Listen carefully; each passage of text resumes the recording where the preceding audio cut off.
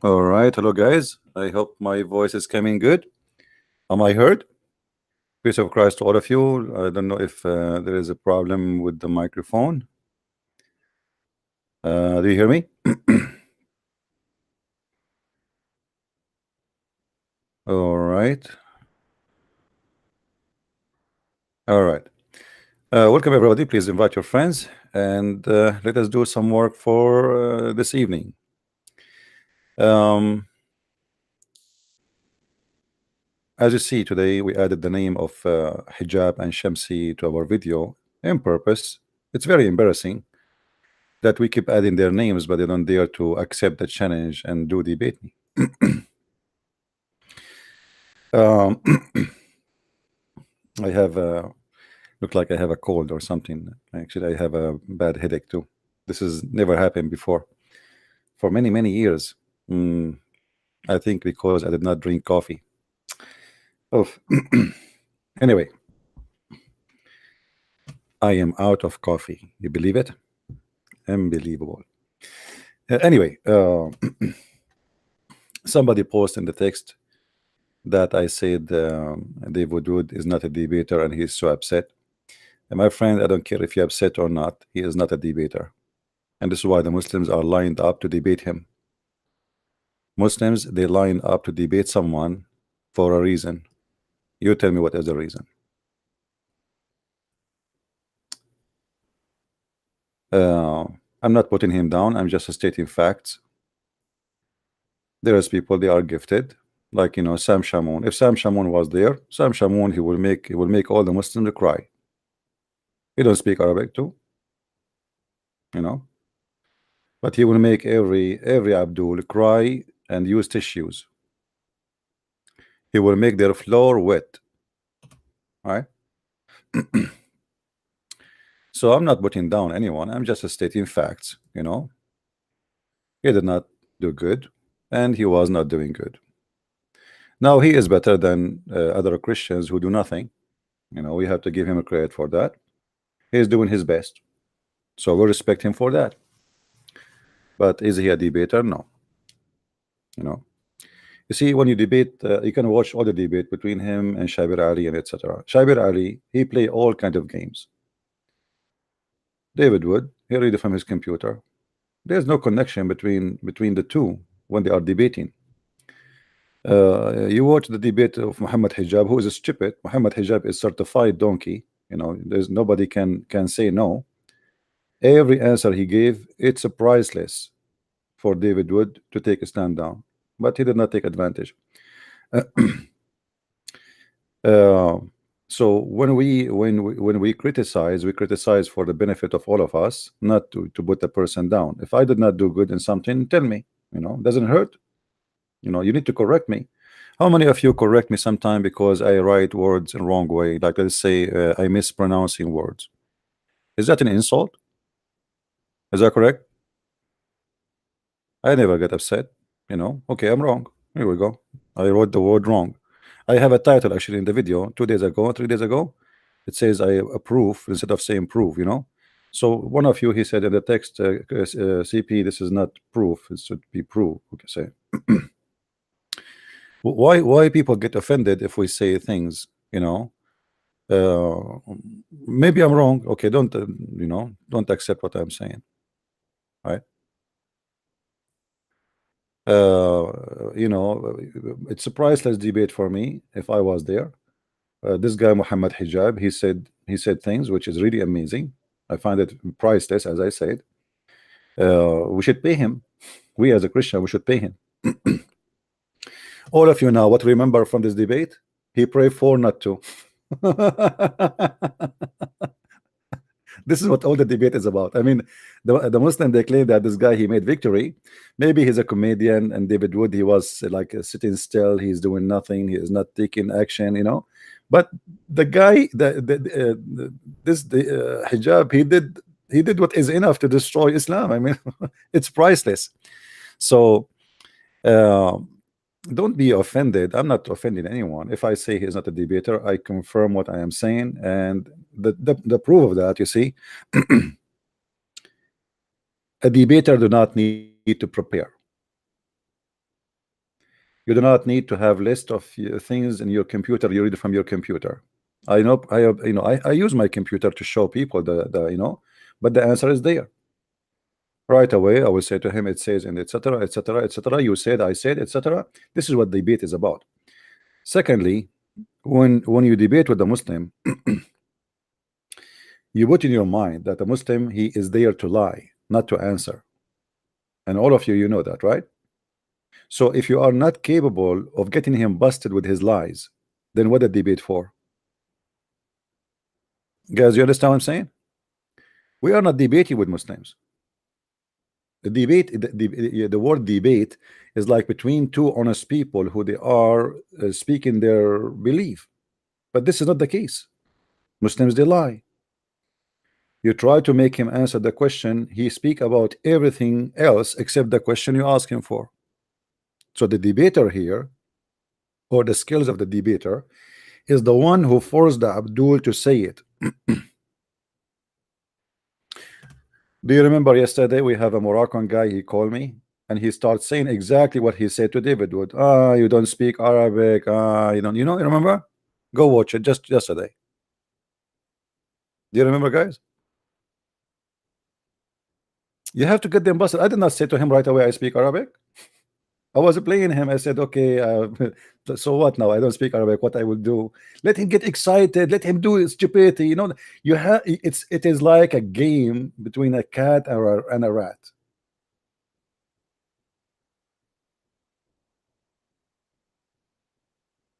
It's a game, and this is what debater is about. It's not about somebody he go and collect information from the internet, and even you see the he used to debate American only for very simple reason. They knew nothing about Islam. One day he made a mistake. He debated an Arabic Christian. His name Anis Sharoush. He debated him once. He never showed up to the second debate because it was horrible. So they choose the Muslim. They choose the one they want to debate for a reason. Did you ask yourself why this guy is not fighting over to debate Sam Shamoun? What's wrong with Sam Shamoun? Why do they want to debate him? You tell me. All of you know that Sam Shamoun is a very smart person. He's very fast. He have a great memory. And there's no Muslim is matched to debate him. No Muslim can debate him. He's very well versed in the Bible, which is very, very good.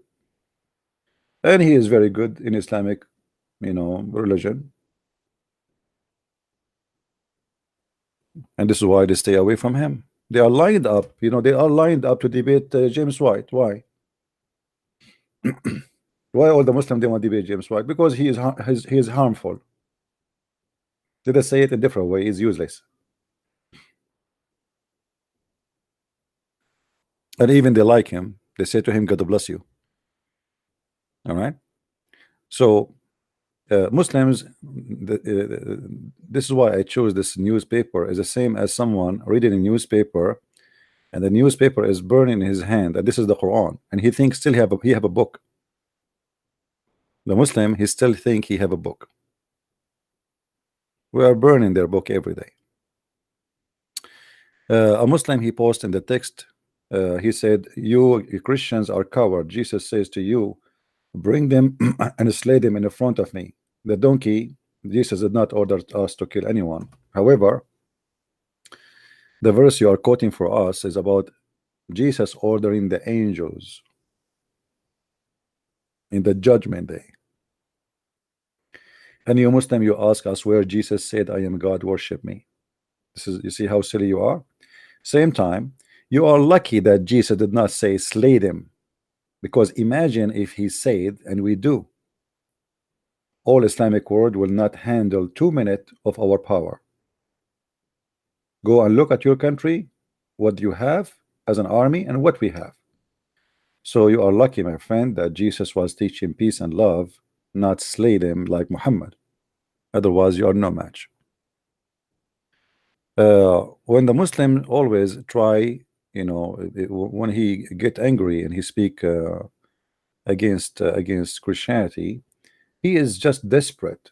He have a prophet who have no prophecy, he have no miracles, he have no religion, he have no God. Yet he want to defend his cult. And when they debate a Christian about Islam, they don't debate any Christian. They try to make a mockery. If you are a polite person, this is why you should not be polite. You see, there's many Christians, they say to me, you are not being polite. I'm not going to be polite with the devil. Give me a reason to be polite. I showed you from the Quran that the Muslims been taught that the Christians are nice because Allah he cursed them, so they believe that this is a curse. This is not because you are a nice person following Jesus. And if you go and check the Bible, you will see that the God of the Bible, he taught us to be firm, strong, and to speak the truth, and not to be nice. Nice is not really a correct word. When Jesus entered the temple and he flipped the tables on those who they made the house of my father a place of buying and selling. Why you don't want to be that Jesus? We want to be only like your own version of Jesus. You go to churches, they quote for you only one verse of Jesus saying that the one who hit you on your right cheek, give him the other cheek. But they will not quote to you that Jesus said go and buy two swords. Go and buy sword. They told him we have two swords. He said enough. I never saw any church quoting that. So they want us Christians not to be armed. I don't know why. Since when? Isn't it the Bible is our book? How many times the people of God they went into war and God was with them? You see, there is a huge difference between that Christ he taught us to be peaceful and Christ taught us to be cowards. Christ is not a coward and he never taught us to be cowards. But there's many they want you to be the coward version. There's many they start spreading lies about the crusade, that the crusade they are criminals, they are bad, because they want you to be a coward. They don't want you to be crusade again. The crusade is the right thing to be done, because simply if not the crusade, the Muslim will not stop. You see, the Muslim they took Jerusalem. Okay, did they stop? No. They took Constantinople. Okay, did they stop? No. They took Greece. Okay, did they stop? No. They took Romania. They took Hungary. They took Bulgaria. They went all the way to France. Did they stop? They took Spain. Did they stop? Are you getting it, guys? Do you understand what I'm saying? If not the crusade, all of Europe will be Islamic from long time. It's going to be a savage land where people piss with their penis holding their hand on the wall.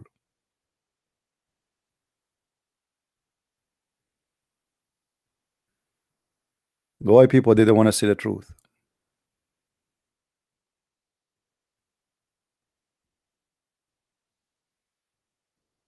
All right.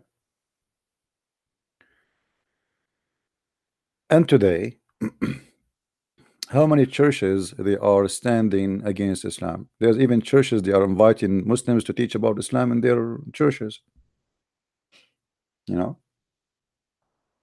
This is what happened when you are perfectly correct. You are not Christian no more. The second you are perfectly correct, you are not Christian. You are just a fake version made in China. Like today you buy a computer made by Mac. You open the cover, you find it's made, the hard drive is made in China, the memory made in China, the keyboard made in Hong Kong. They are no Christian. They are false.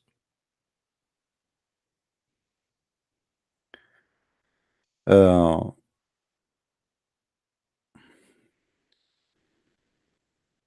right now, as we speak, Turkey is threatening Greece of invasion. Now, they took already half of Cyprus.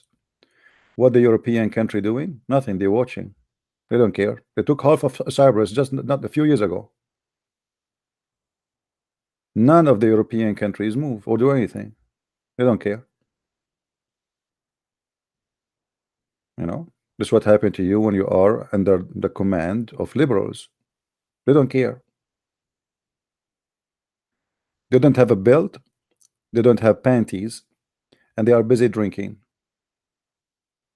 And the Christians are isolated in their churches, and they took the power from them. And today, the second in Europe you speak about God in the way you should speak about it, they close your church.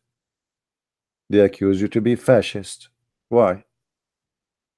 Because you cannot say what you are saying. You cannot say Islam is devilish. You cannot say Islam is evil. But I was in France just a few months ago.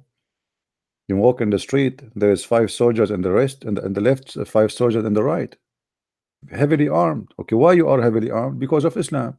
So why you liars saying to us that Islam is peace, but yet in the street you have soldiers to protect people walking in the street? Army should be in the borders, not inside the street. So if Islam is peace, just yesterday they arrested, today actually, arrested a Lebanese Muslim in Italy. He was going to put bacterias and chemical poison in drinking water in a big city in Italy. 2 days before, they arrested 3 Muslims in Italy too. And now they have more than 280 Muslims arrested in 1 week.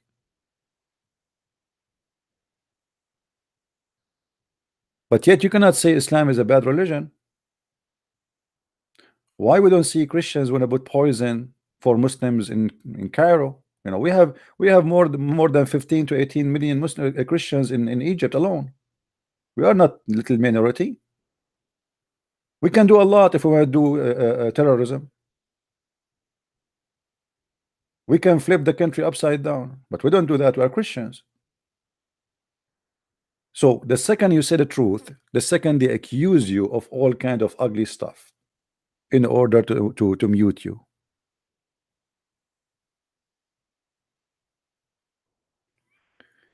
No, my friend, Christianity is not only a life, it is the fastest growing belief, not by birth control, but birth rate, but by conversion. I went to China, and China is the Chinese government. They do not know how they can stop Christianity. Christianity is spreading in China like, I don't want to use the word fire, but like light. Every week they destroy a church in China, mega church. The number of believers in China is beyond imagination, and China is going to be the coming giant Christian country. Just watch. I went to Korea. Korea used to be 0 Christian. Right now in Korea, you know, 20 years ago, it was there's only 20% left, or let us say 15% left of Buddha. Even those 15% now, they are not even 5%, which means almost the country is 95% Christians. North Korea is going to become a Christian country too. Just wait. And here, every day we hear a Muslim leaving Islam. Just today, in the previous program, how many Muslim they said clearly that we are, we are not Muslim no more. The Muslim who called us and say Quran is corrupt, Hadith is corrupt, Islam is corrupt, they left Islam. Go and watch my program, which the one I did in the morning, and laugh. Russia is becoming Christian. My friend, Russia is a Christian since 1,000 years ago. What are you talking about? The communists, they took over, but thanks God the communists are gone, and Russia is a Christian country again.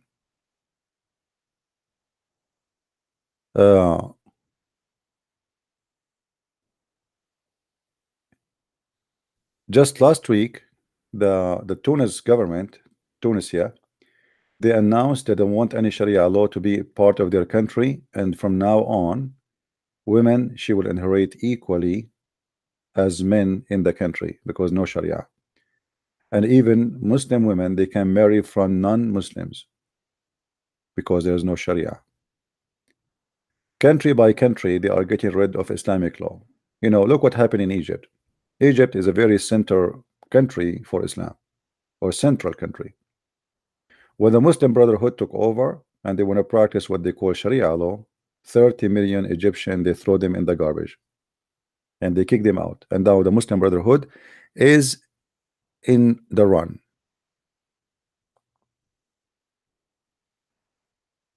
The Kuwaiti parliament voted that Kuwaiti citizen they can accept and they can convert to Christianity. This is in the heart of the Gulf.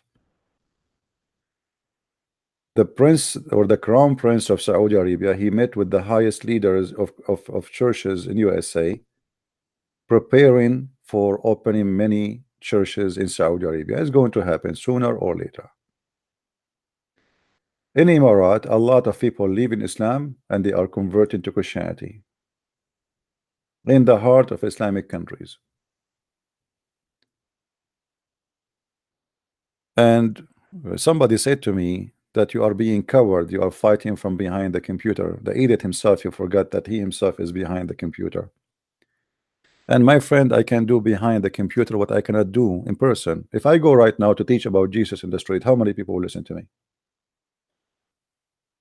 Here we go. Now it is 9:10 p.m. My street is empty. It's freezing outside. It's -7. Who is going to listen to me?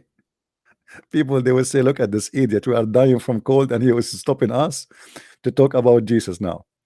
So my friend, the computer is the best way. And obviously I'm hurting you. And this is why you are so upset. This is why you are so upset.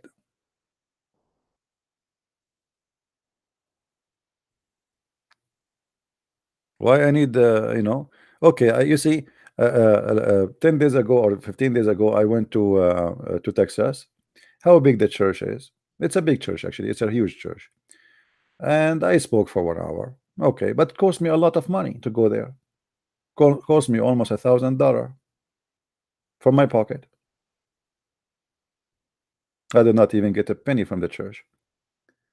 So imagine if each time I want to talk, even if there is people who listen, is going to cost me $1,000. How many $1,000 I can afford to spend?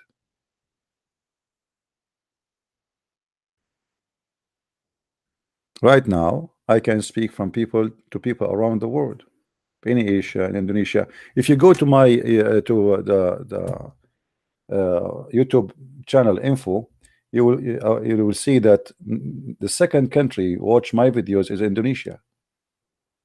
You believe it? The second country is Indonesia.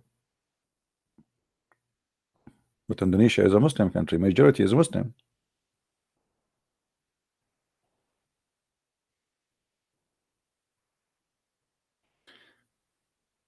Few Christians who practice Christianity. No, my friend, there is a big number of Christian practice Christianity.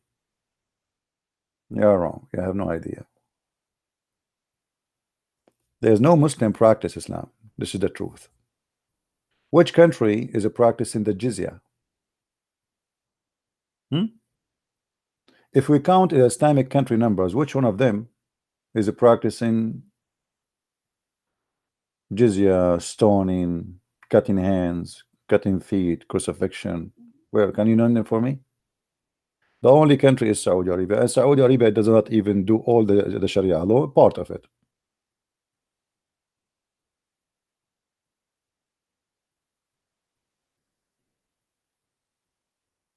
Why you are up 3 a.m. in the morning in France, my friend? You better sleep.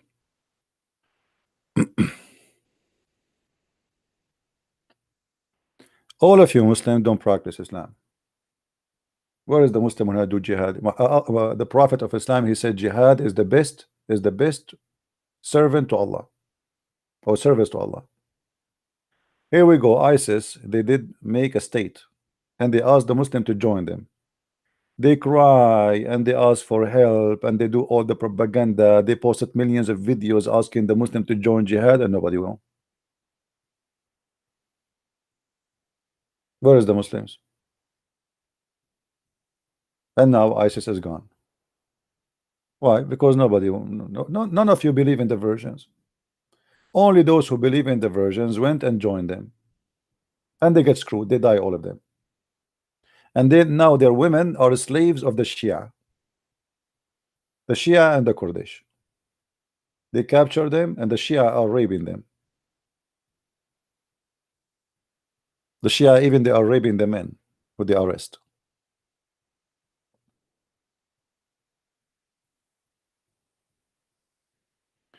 Now, do we have any Muslim want to say something to us? He would like to call so we can open Skype for him.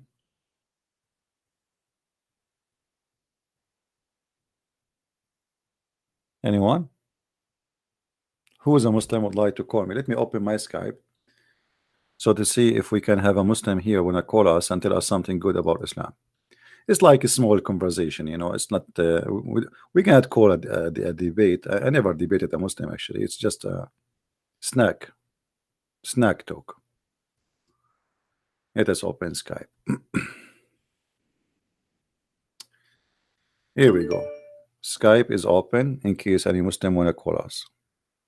If there is any Muslim would like to call.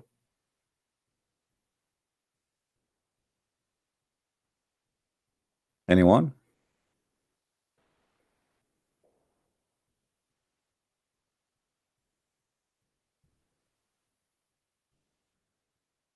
Nobody?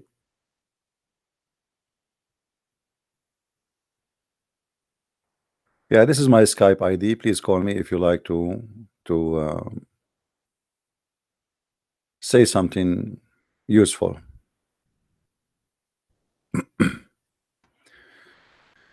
You want to debate me about biblical science? Well, we don't believe that the book is the Bible is the book of science. Anyway, that's stupid of you.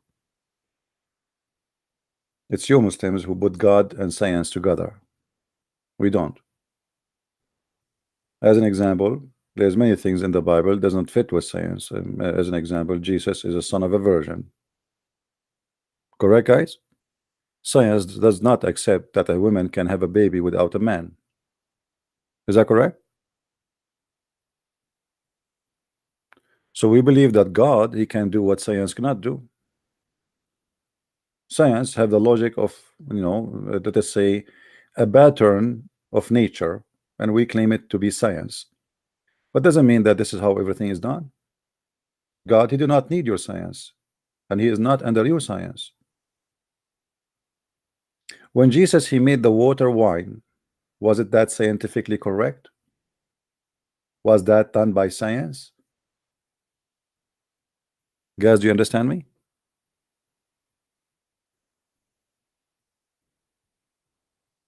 NASA had lied. Okay. No, I showed you about the earth as being like a sphere just to show you how stupid Muslims when they say that the earth is flat.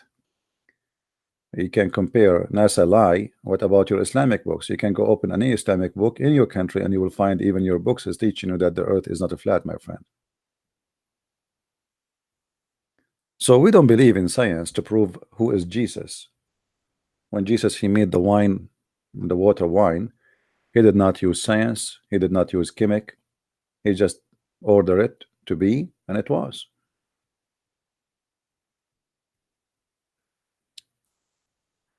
Okay, call me, destroy my career, my friend. Go ahead. Why you don't call me? Don't forget to bring a newspaper with you. I have the lighter here. Call me.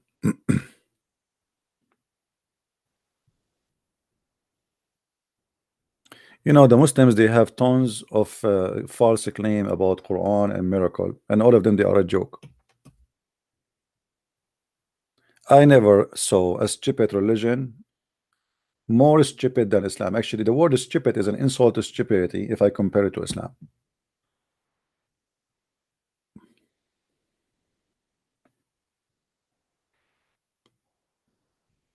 Islam does not fit even with the word stupid. It's beyond stupidity. You know, when somebody uh, believe that there is God, he will give him endless penis. You need to check his penis. I mean, sorry, not his penis. You need to check his brain, because obviously he have endless stupidity. Why? Ask yourself. My wife is next to me and my penis is endless. What is that for? Who is the donkey here? Endless penis? I mean, imagine your wife is sitting next to you in the bed or in the couch, and now your penis is going to the 7 galaxies, and you receive a phone call from China. You answer the phone, you say to you, "Ching hong, hee, hoo, hong." translation, please, can you move your penis from the highway? You are blocking the road. What if your penis, which is endless, went all the way in the Amazon jungles? Do you know what kind of ants there is there? I'm serious. In the air, you know, there's deadly ants. They will eat the heck of your penis. What kind of God he promised you such a promise?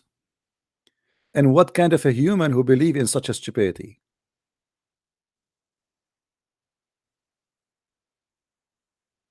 You have mental issue, seriously.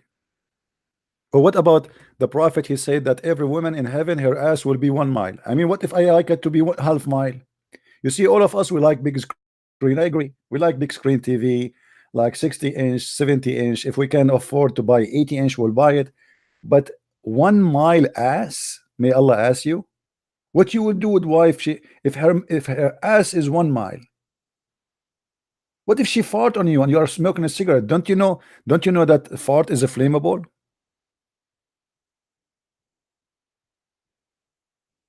1 mile ass. What if she sit in the top of you?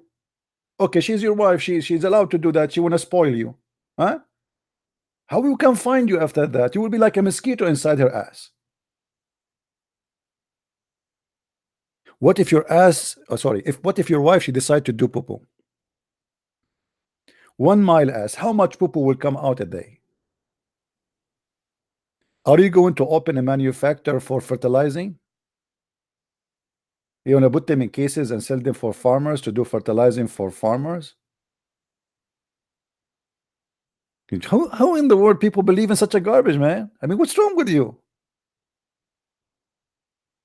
This is religion, and this is God, and this is Muhammad, and the Prophet Muhammad, peace upon him. Yeah. I mean, yeah, show me the Prophet, peace upon him. This guy, he cannot open his mouth without doing poo-poo. Everybody do poo-poo from his bum except Muhammad. He do it from his mouth.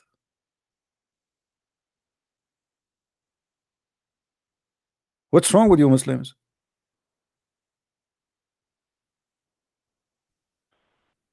Let us read some knowledge from the Prophet Muhammad, peace upon him. You know, the Prophet Muhammad is amazing. I mean, come on. Who knows more than the Prophet Muhammad? Nobody. Let us see.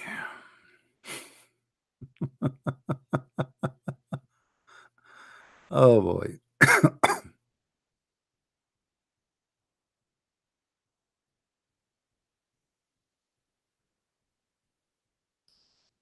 All right.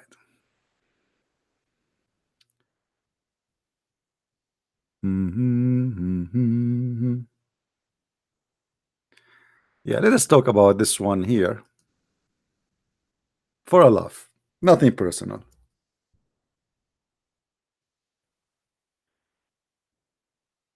Oh boy, look at this.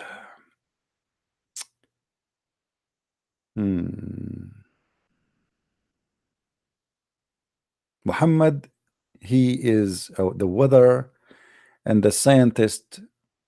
He knows everything. Look what Muhammad here. What happened here? Muhammad, he saw a cloud in the sky. He said, "This is al-mazan or mazan." They said to him, "What is the mazan? What is that?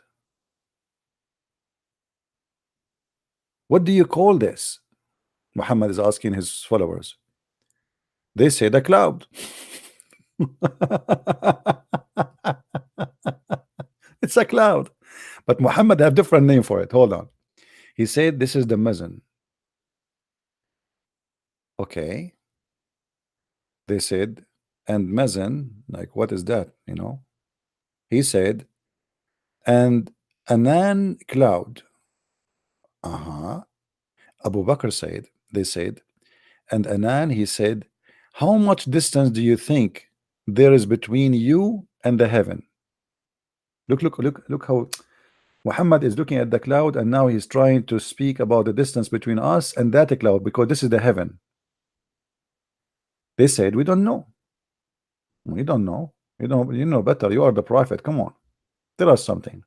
So he said, "Between you and it is 71 or 72 or 73 years.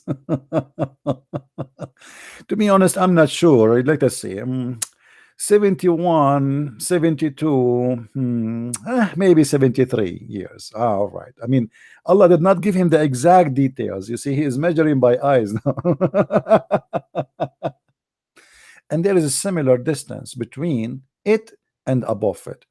So between every heaven and the other heaven, there is 73 years. Abdul, 73 years in the speed of what? I mean, don't you see it's stupid to say between us and them 73 years? Is that walking or by camel? For sure, Muhammad either talking about walking or camel. And that's really stupid. I mean, 73 years to go to the cloud? That's false. You do not need 73 years. If you have a road, it doesn't take a year to go to the cloud. It doesn't take a 6 months. It doesn't take 3 months. It doesn't take a month. It doesn't take 2 weeks.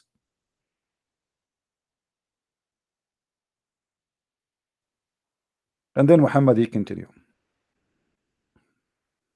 And look what he say here. There's more donkey stuff is coming.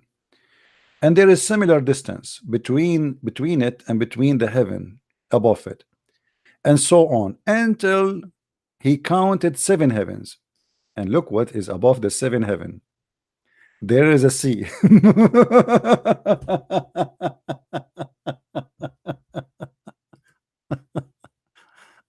Oh boy, I hate it. There is a sea in the heaven. There is a sea, Abdul. And this is how Muhammad trying to explain to us where the water is coming from.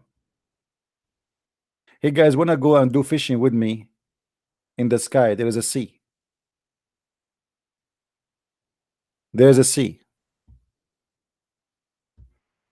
Let me predict what will happen. In 2 or 3,000 years from now, somebody will discover that the planet have water. Or let us say Mars. The Muslim, they say, see, the Prophet said there is a sea.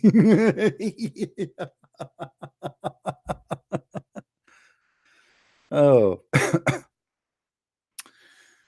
Okay. Between who is top and the bottom is a distance like between one heaven and the other. But hold on. Based on this hadith, the sea is a flying by itself. The sea, there's no there, he did not say there is a planet. He didn't the sea, he said there is a sea. There's a sea flying by itself in the sky. And this is where in the top of the 7 heaven. This is the house of Allah. Because remember, Allah is in the top of the 7 heaven.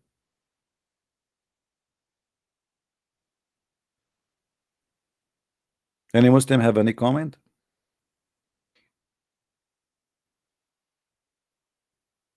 And then Muhammad, he continued doing poo-poo. I mean, the poo-poo is not over. And then he said, and between who is top and bottom, top and bottom, sound like a gay stuff. Between who is top and bottom is the distance like the between the heaven and the other. Anyone understand anything? And then above that there is 8. By the way, it doesn't say angels. It says 8. What they call what the name of the deer, the male deer, the one Santa Claus they carry him. What they call him? What they call them in English? Somebody help. My English is not good, as you know. What we call that?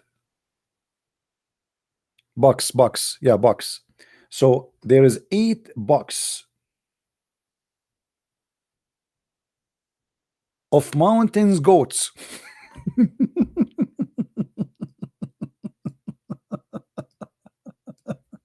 Oh, oh boy. What I can say, Muhammad is saying the truth here. I mean, that's it. There's 8 mountain goats. The distance between their hooves.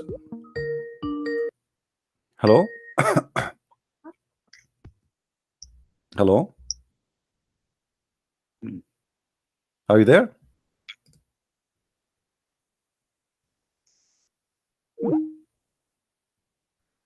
Don't call me my friend if you will not talk.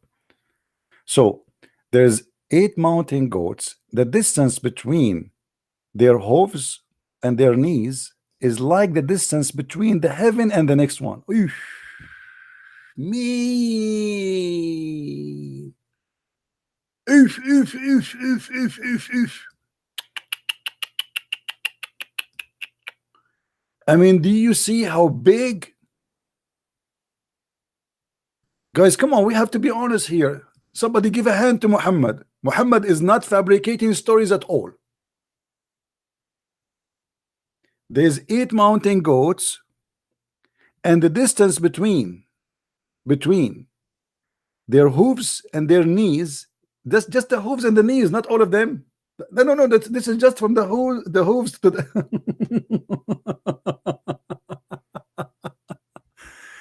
oh boy. Prophet, when the Prophet of Allah he say, this is, I'm telling you the truth, it means it's absolutely the truth. Okay, continue, Muhammad, continue, do more, Popo. Okay, then he said, then on their backs is the throne. Like, what the heck? Allah is sitting in the top of 8 mountain goats.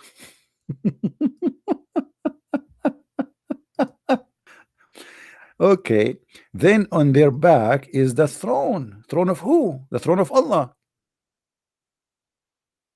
And the distance between the top and the bottom of the throne is like the distance between one heaven and another. Then Allah is above that. The end of the story. Guys, now you can go to sleep and you can have a nice dream. You have, do we have any Muslim here have a comment about his prophet saying those crazy stupid stuff? Who of you believe, Muslims, that Allah is sitting at the top of 8 mountain goats? Meh, meh. Hey goat, don't move, I am Allah. Are they fixed, those goat? Do they take a break? Yeah, Abdul, those goats who they are carrying Allah's throne, do they take a break? I mean, like maybe one go to sleep, the other one stay. They are mountain goats. How they can stay forever carrying Allah? And why Allah need mountain goats to carry him? Is that Santa Claus? Mountain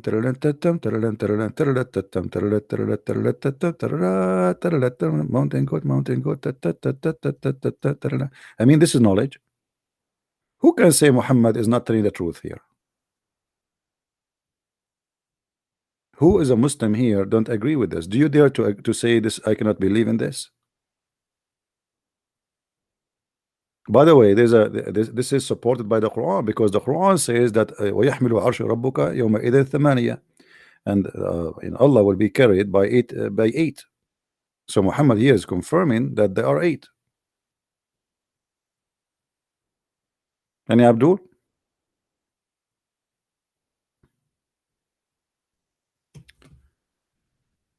Hello? I see like the Muslims are getting upset.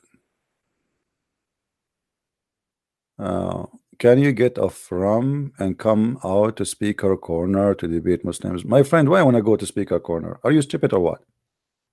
This is a speaker corner? How many people in speaker corner? Here we go. I opened 15 minutes ago. I have 500 people listening to me, sitting in my couch in my house, warm and cozy, and no Muslim there to debate me. Why you want me to go to speaker corner where people they shout and scream at each other and nobody listening and nobody give a proof of anything? Here I show you in the front of your eyes. I got you busted. Do you see? I show it to you from your website, from your Islamic books. What speaker corner? Is it? This is a corner. This is a big corner. YouTube is the biggest corner in the world. There's billions of people use YouTube. Not millions, billions. You are the one who don't dare to come to me. It's going to cost you free call over Skype. That's it. Call me. Call me and Allah will give you one of those goats. No, nobody. I'm not afraid of anyone to kill me, my friend. You see, I went through things you will not even believe it. I'm the last one to be afraid of being killed, because if I will be killed, should be killed from long time ago. Long time ago.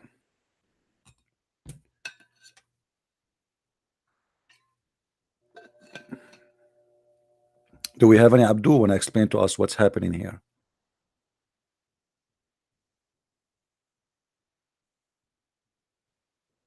Yeah, a lot of people leave Islam, and I am behind my computer. What's wrong with that? I like it. I love it. I go to my kitchen, make some tea, come back, speak to everybody. Everybody enjoy listening. There's no noise. There's no shouting, except when a Muslim call and we get him busted. But we have to do it. What we can do, right?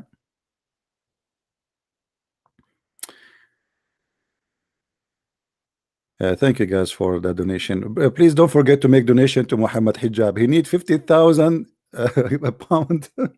Brother and sister, as you see, we are the only one can defend Islam. There's 160,000 Muslims left Islam, brothers and sisters. Did you see the video Muhammad Hijab and the Samsi and what his name, his nurse Ali Dawa, they did? Few hours after the debate of David Wood, they thought they made victory. So now it's time to collect the money before people they forget. So right away they made a video says, brothers and sisters, and Hijab he started reciting the Quran. Let me show you what he was reciting. Let me show you the scam of the Islam. Look what they were reciting. They were reciting this verse. Try not to laugh. Chapter 2, verse number 245, which is saying, who is going to lend Allah a mortgage? Who want to give Allah a mortgage? Brothers and sisters, please, we need a mortgage donation, please. We need only 50,000 pound. Why a speaker corner he need 50,000 pound? You tell me. Tell me why he need 50,000 pound a month. Speaker corner. I mean, what his tool? He wear his shoes. He pay for the bus or the train. He go to the train. He go in the speaker corner and he uses voice. Why he need 50,000 donation? Brothers and sisters, we need a studio. Studio. You're a speaker corner. What studio? What a scam.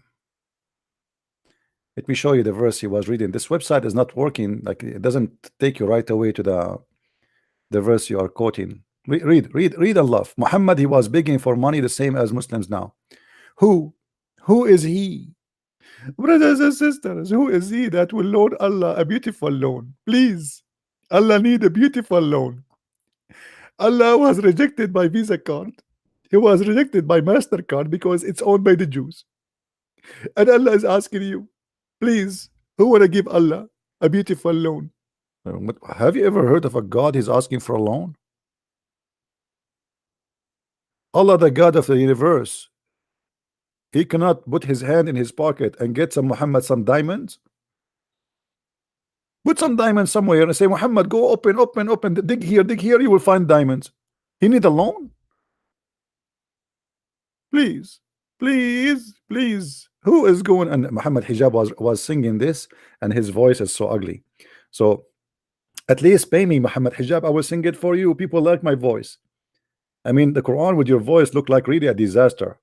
Go and you can listen to his video, by the way, about it. You see, I wish I can play it for you. You will die laughing from the ugly voice and how he sing the Quran.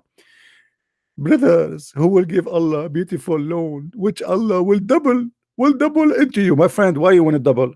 Go to Bank of America, give them the money, they will give it to you 5 times more after 15 years. Forget about Allah. Double. Bank of America is different, it's better, it's guaranteed. Those guys will scam you, they will never return the money to you. Allah will give us double for us. Credit? Guys, did you see? Did you see what it says there? Who is that? He will loan Allah a beautiful loan, which Allah will double into his credit and multiply many times. How you say double and you say multiply many times? You just said the word double, you idiot. Didn't you just say the word double? How it is multiply many times and you said the word double? Unbelievable.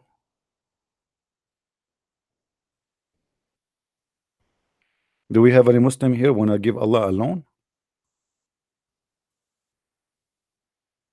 Any Muslim when I give Allah a loan? I need a loan. Leave me alone. Leave Britney alone. Uh, hmm. And Muhammad do not need defending, since when does the truth need defending? Lies need to be defended, not the truth. Yeah, you are right, Walid. So why your prophet he ordered the Muslims to kill the Christians and the Jews?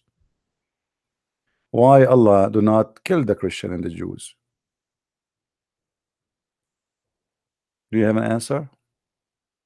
Why Allah he needed the Muslim, he needed little Abdul to go and do jihad for him? Why Allah he needed 16 years old kid to explode himself in a truck? What is the context of this verse? The context is very easy. Muhammad is trying to make them pay him money because God do not need a loan. Did Jesus, was he begging people for money? You see, Jesus, when he resurrect people from death, can you imagine how much money he can make if he is about money? We are talking about God. What money? And Muhammad, he took the fifth from every attack to his pocket. He made a verse in the Quran saying that Allah, because they used to fight over the booty. Do you remember the verse in the Quran where the Muslims accused Muhammad that he was stealing underwear?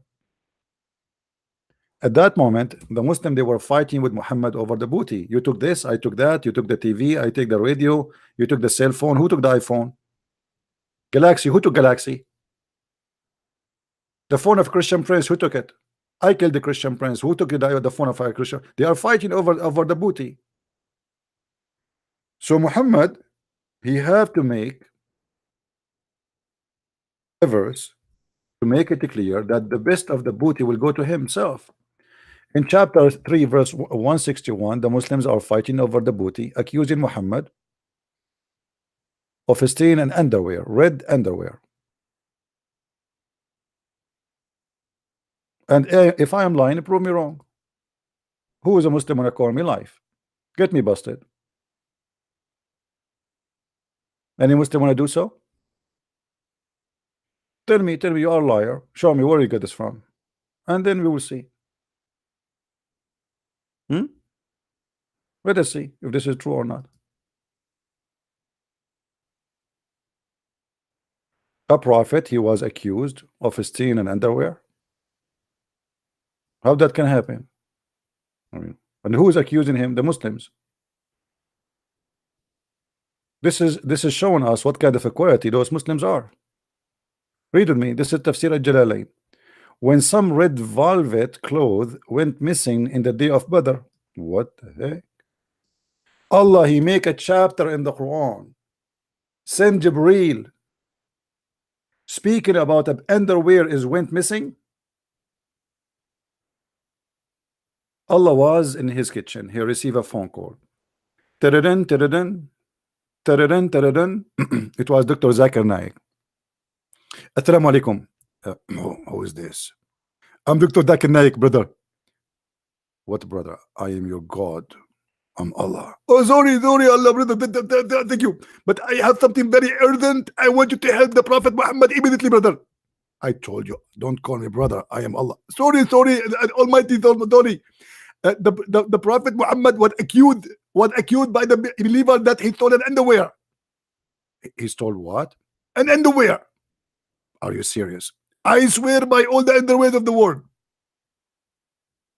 And Allah went right away, and he took his pen and he started thinking, what I will send to those savage companion of the Prophet. They accuse my man that he stole an underwear. Okay, let me tell them. It is not possible that a prophet he will steal underwear. You idiot. Prophet he will steal bikini, not underwear. Are you stupid or what? This is God is talking here. God, he is sending a message over a bikini.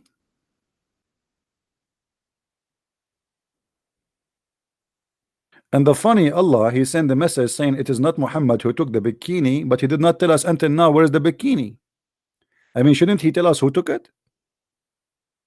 Should we call Detective Columbus or the Pink Panther? Tadam, tadam, tadam, tada, tada, tada, tadam, tada, tada, tadam. What is that? Adam Salah, what is the source? What, look at this guy saying what the source. This is your Muslim book, Jalalain, Tafsir al-Jalalain. Allah, He sent a verse saying it is not Muhammad, he took the bikini, but He did not tell us where is the bikini. Obviously, it is Muhammad who took it. Otherwise, He should give us an answer where it is. Isn't it He God who knows everything? I wish He sent us a verse to tell us where is the bikini, or a chapter. It's called the bikini. Where is the bikini? Or let us say we name the chapter the bikini finder, or the lost bikini. Eugh, me.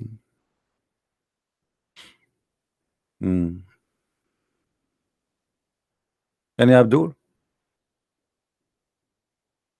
Any Abdul have an answer for this disaster? What is that? This is God talking about a bikini? And why the Muslim accusing Muhammad of stealing underwear? And by the way, I want to know. I want to know seriously who is the one who took the underwear, and I want the underwear because we want to put it in the Museum of Islam. This underwear enter into, I mean, eternity. Look, Allah Himself, He have to talk because of an underwear. Any Muslim have an objection? Who is a Muslim wanna call me and tell me you are lying? I wanna do that.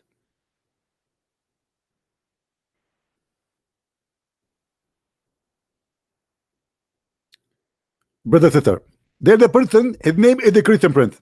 And this guy always he fabricate lies about the Prophet Muhammad. And this is one of the lies. He said that the Prophet was accused that he stole an underwear. In fact, it was not an underwear, it was a bra. It was a women's bra from the people of Quraysh. He is a liar and it is not truthful.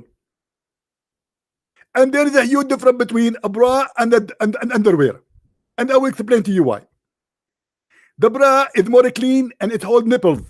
The underwear, it can be dirty. And the Prophet, there is no way it's going to buy it or take it or steal it unless he is going to sniff it. And there is no way the Prophet he will sniff an underwear of a woman. Thank you very much. Muslims, why they are fighting over this piece of clothes? What is important about it? Huh? The lion cage? Yeah, right. Your lion cage. Are we going to fight the underwear is missing in the lion cage, Abdul? As long you are a lion and you are in the cage, let me open the cage for you so you come to me, you idiot. So when you will get out of the lion cage, because a lion inside the cage, as you claim yourself, that means you are a cat. And we put you in the cage. Who is Abdul when I come out of the cage and call us? A prophet who was accused of stealing underwear.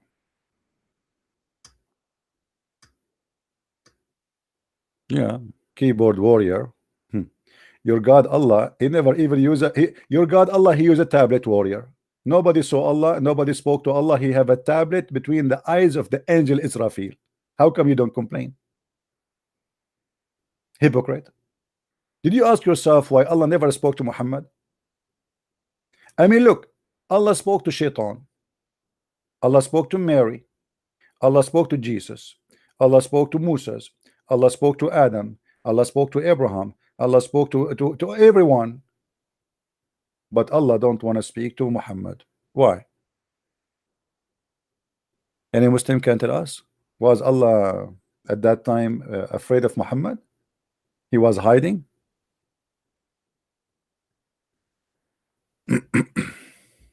I am a fool. Why I'm a fool? Here we go. You have a prophet and accused by Muslims of stealing underwear. Why? What kind of a foolish God he make a chapter speaking about an underwear missing?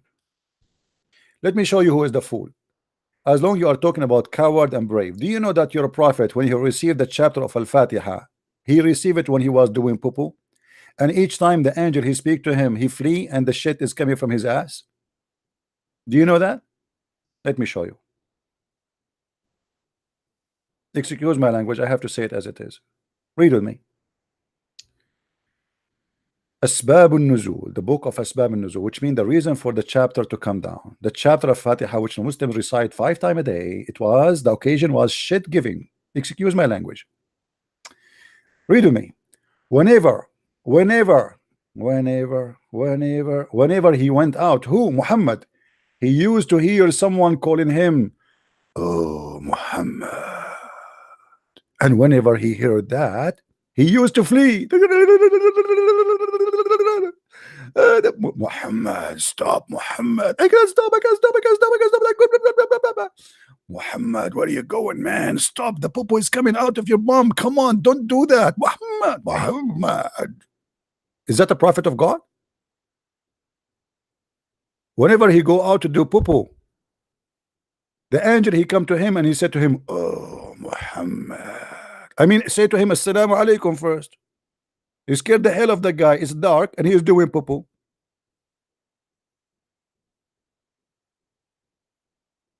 Who is the coward? Any Muslim can explain to me why Muhammad is running like a crazy and he didn't even took panty up? How he can run, by the way?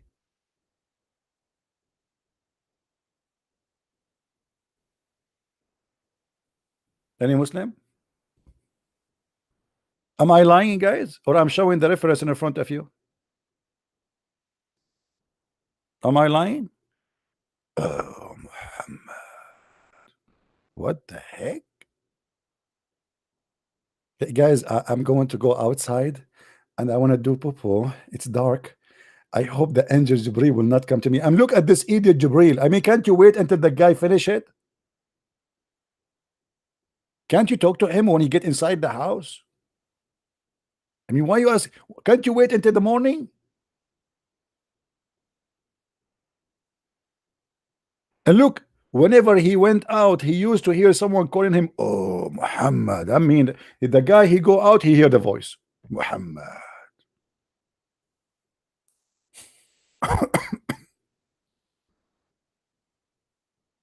And Abdul has a mistake in Arabic mentioned to people, you know. My friend, I don't want to talk about Arabic mistakes now because none of you speak Arabic anyway. What the point? In order to explain Arabic mistakes, you have to speak with people who speak Arabic. Otherwise, it's a waste of time. Any Abdul have an answer? You keep talking about coward. Isn't it your prophet who ran and asked asylum like you in Ethiopia to the Christians and he bowed down to the king of the Ethiopian? Isn't it your prophet he went and ran away and asked asylum between the Jews and Yathrib and later he killed them all?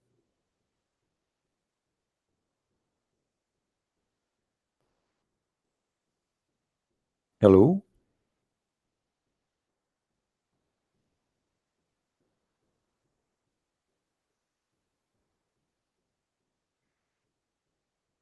Yeah, each time the Muslims they go in war with Israel, they lose the war and then celebrate victory. Actually, the Muslims in Gaza, they were dancing in the street because the Israeli, they decided to stop the assault on them, the assault back, because they knew it was going to be really bad for them. But you know, this is what I say. The Israeli government, you see, Israel, they have a very corrupt government. This Netanyahu is a scumbag. Israel will never have real victory unless they have someone like David, a real king. Someone is not politically correct and he don't fear anyone. Someone he believe in God, that God is with him. Those are politically correct politicians. They are not leaders. You see, Israel was attacked by Hezbollah for more than 20 years. And because they have a potato prime ministers all those years, nothing happened. Then they decide, suddenly the Israeli decide to make what is right. So they attack Hezbollah, attack as never before. And since then, 2006, Hezbollah did not dare to fart. Even farting is not allowed for Hezbollah. Since then, Hezbollah don't dare even to use firework.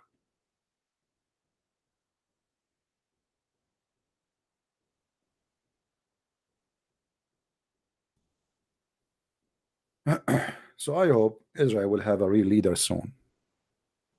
By the way, if somebody have a connection with the Israeli, I can volunteer for 2 years to be a president of Israel or prime minister of Israel, and I guarantee you I will send Hamas to the moon, and I will sing for them a song. It's called "One Way Ticket to the Moon."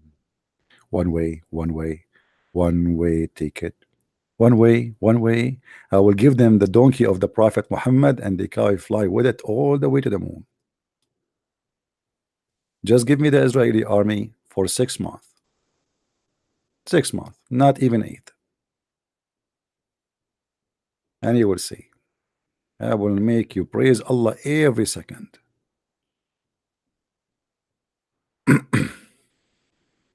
Why the Muslim they dye their beard red? Because the Prophet he used to dye it red. He wanna be redhead. He wanna join the KKK.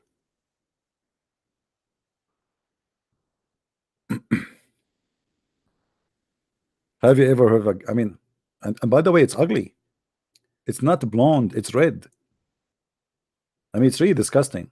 Go and see in the internet, like search for Sheikh with red beard, and you see what we're talking about. It's really ugly because you see when somebody have a red head, that the hair fit with the color of his skin. You know what I mean? So it doesn't fit for everybody. So when you are an Arab and you make your beard red, it look like you look like the devil. It doesn't match. Like Arab are not dark. They are like a fair color. But when you make it red, it's red. It's like fire. It's not a blonde. It is really disgusting. It's stupid. This is not a real color.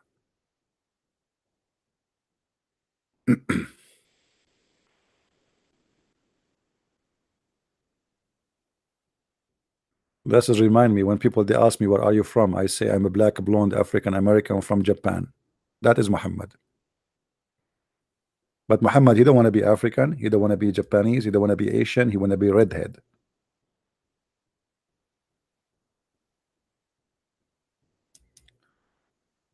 Muhammad is the greatest of creation. Yeah, I agree. According to your hadith, Muhammad he used to have sex with all his wife in 15 minutes. Look like your God Allah did create a rabbit without even washing. Without what? Without washing. I mean, the guy he was jumping from a woman to a woman like a goat. And by the way, all of this is a lie. We find that Muhammad, the hadith confirmed that Muhammad cannot even have sex with one.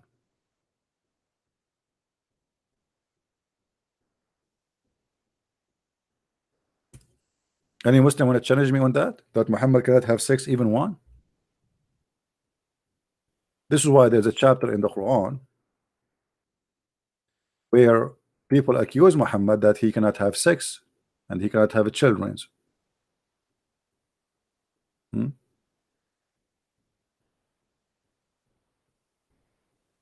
Any Abdul?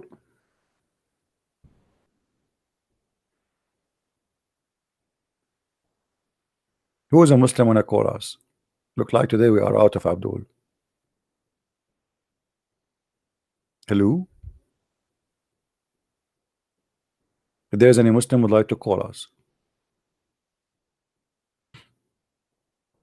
Listen, Abdul, actually this is your opportunity to make victory. I have a headache. I did not drink coffee today. I am out of coffee. It's very cold. It's -7. So this is your best. I'm very weak, by the way, when it's cold. Like if you touch me, I fell down in the ground. I mean, this is your perfect opportunity, brother. That I can play for you what Zakir Naik he said about debating Christian Prince. Zakir Naik he said, brother Tata, if you are debate Christian Prince, first of all, you have to understand the terms and the condition. Number one, never debate Christian Prince when it's hot, because when it's hot, he's hot. Debate him when it's cold. So ask him what is the temperature in your area. If he said it's minus, call him. He's very weak. Zakir Naik, why you don't call me when it is cold, man? Why you don't do it yourself? Why you asking the Muslim to do it, but you don't do it, Abdul? What an idiot. Hello?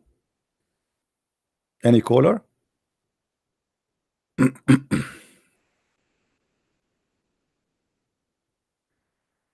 Anyone? Any two? Sold.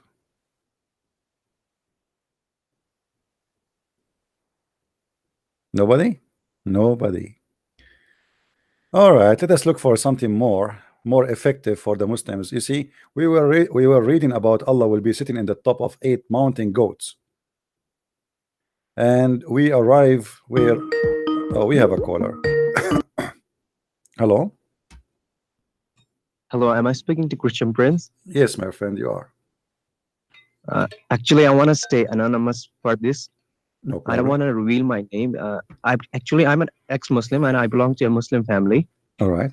And you have been doing a really good job at exposing Islam. I admire you a lot.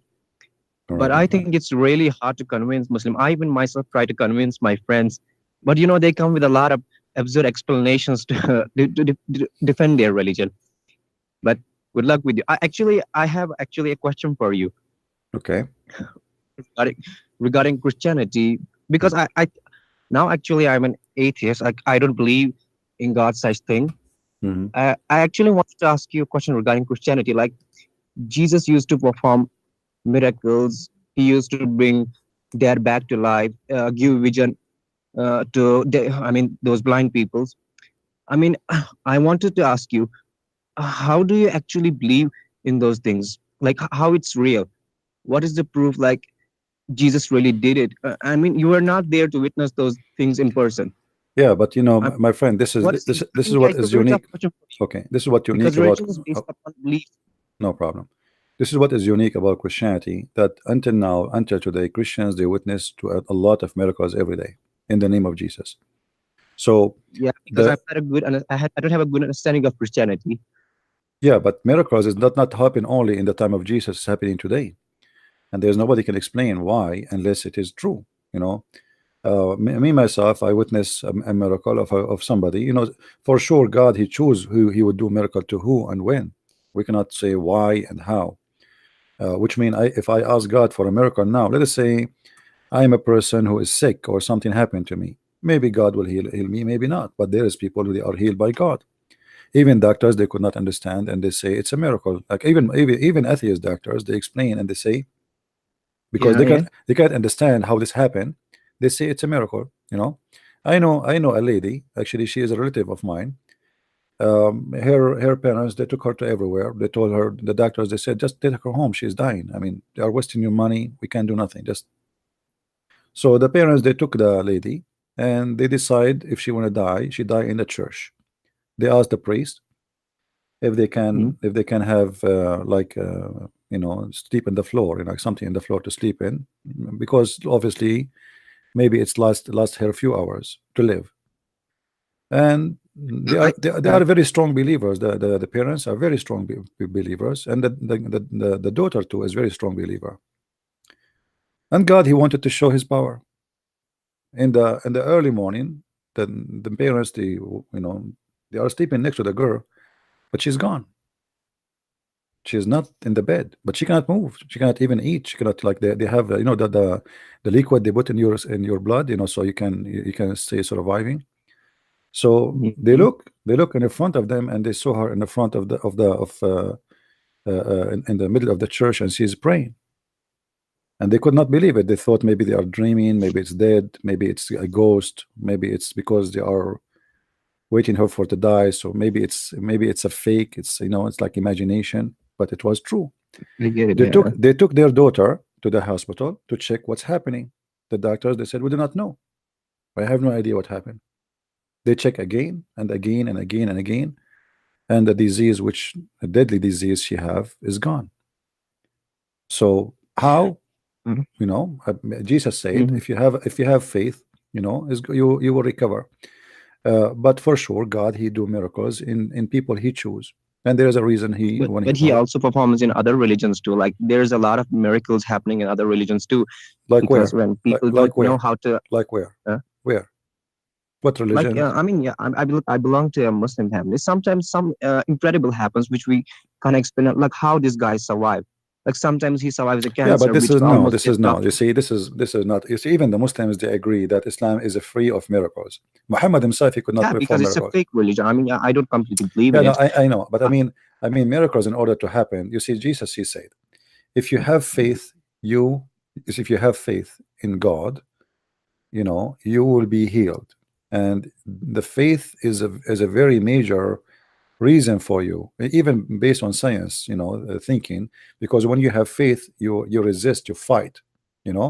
If you give up, you are asking for death, so your body give up too. So when you have faith, you fight, but in the same time there's things nobody can explain, and I never saw a Muslim really have a miracle of anything. There's no miracle in Islam. I live yeah, I I'm not actually referring Muslims. I'm talking people in general. Like there are a lot of miracles happening No, in the there is. world. Like You can call it miracle, like somebody have an accident, he did not die, but this yeah, is when not we really. can't explain But anything, we there's call it but there's miracle. things. No, there's things nobody can explain. But the accident, as an example, once I have an accident, and the car I am inside it was smashed totally. If you look at the car, there is no way a person inside is going to be alive, but I was alive. But this Yeah, is not, I cannot say it's God or not, but it happened that the metal which is broken around me all over did not reach my body. I was, let's say, you can say it's a miracle of God, but not necessarily God is involved. It might be because the way the car it hit, or the side it hit, or etc. It can be many reasons, but this is can be called miracle, but it's not necessarily to be. But there is things which is no way you can explain it. A person yeah, who's yeah. going to Some die in things a are. few hours, and the disease Yeah, is eating him alive, and that's it, is dead, and the doctors they say to you that you are dead, and then they take you after a second day or 2 days after the doctors, and they check your blood and they find nothing you know I get you. I get you. I mean, my point was actually like what is. I mean, you rely on the sources like Bible. You rely because you believe in it because you have not witnessed Jesus yourself in person. No, you see, what made you believe? I witnessed Yeah. Jesus myself in person. I witnessed, my friend. Let me tell you. You see, I just mentioned to you how I once Uh, I survived a death, a mass death, and I might say it might be God who saved me, but there is for sure places where it happened to me that I survived, and it was God who saved me. If I count for you, I'm a person who live in a war country, civil war, and death was yeah. around me left and right. If I say to you left and right, I mean it. People they die like like failing shadows around you. So I survived war, and people who used to hide, they die. I never hide. People they used to go in the basement when the shilling start coming like crazy, they die. Mm. And I am the one who used to go to the roof and watch what's happening. Nothing happened to me. So I witnessed many things happen to me, and I believe that at the end of the day, that God he have a mission for me. Is my time is not done Yeah. yet. So I believe in the miracle of Christ, but everybody witness his own miracles in his life. Some people even don't see them. Some people did it happen to them, but they don't notice them. You know.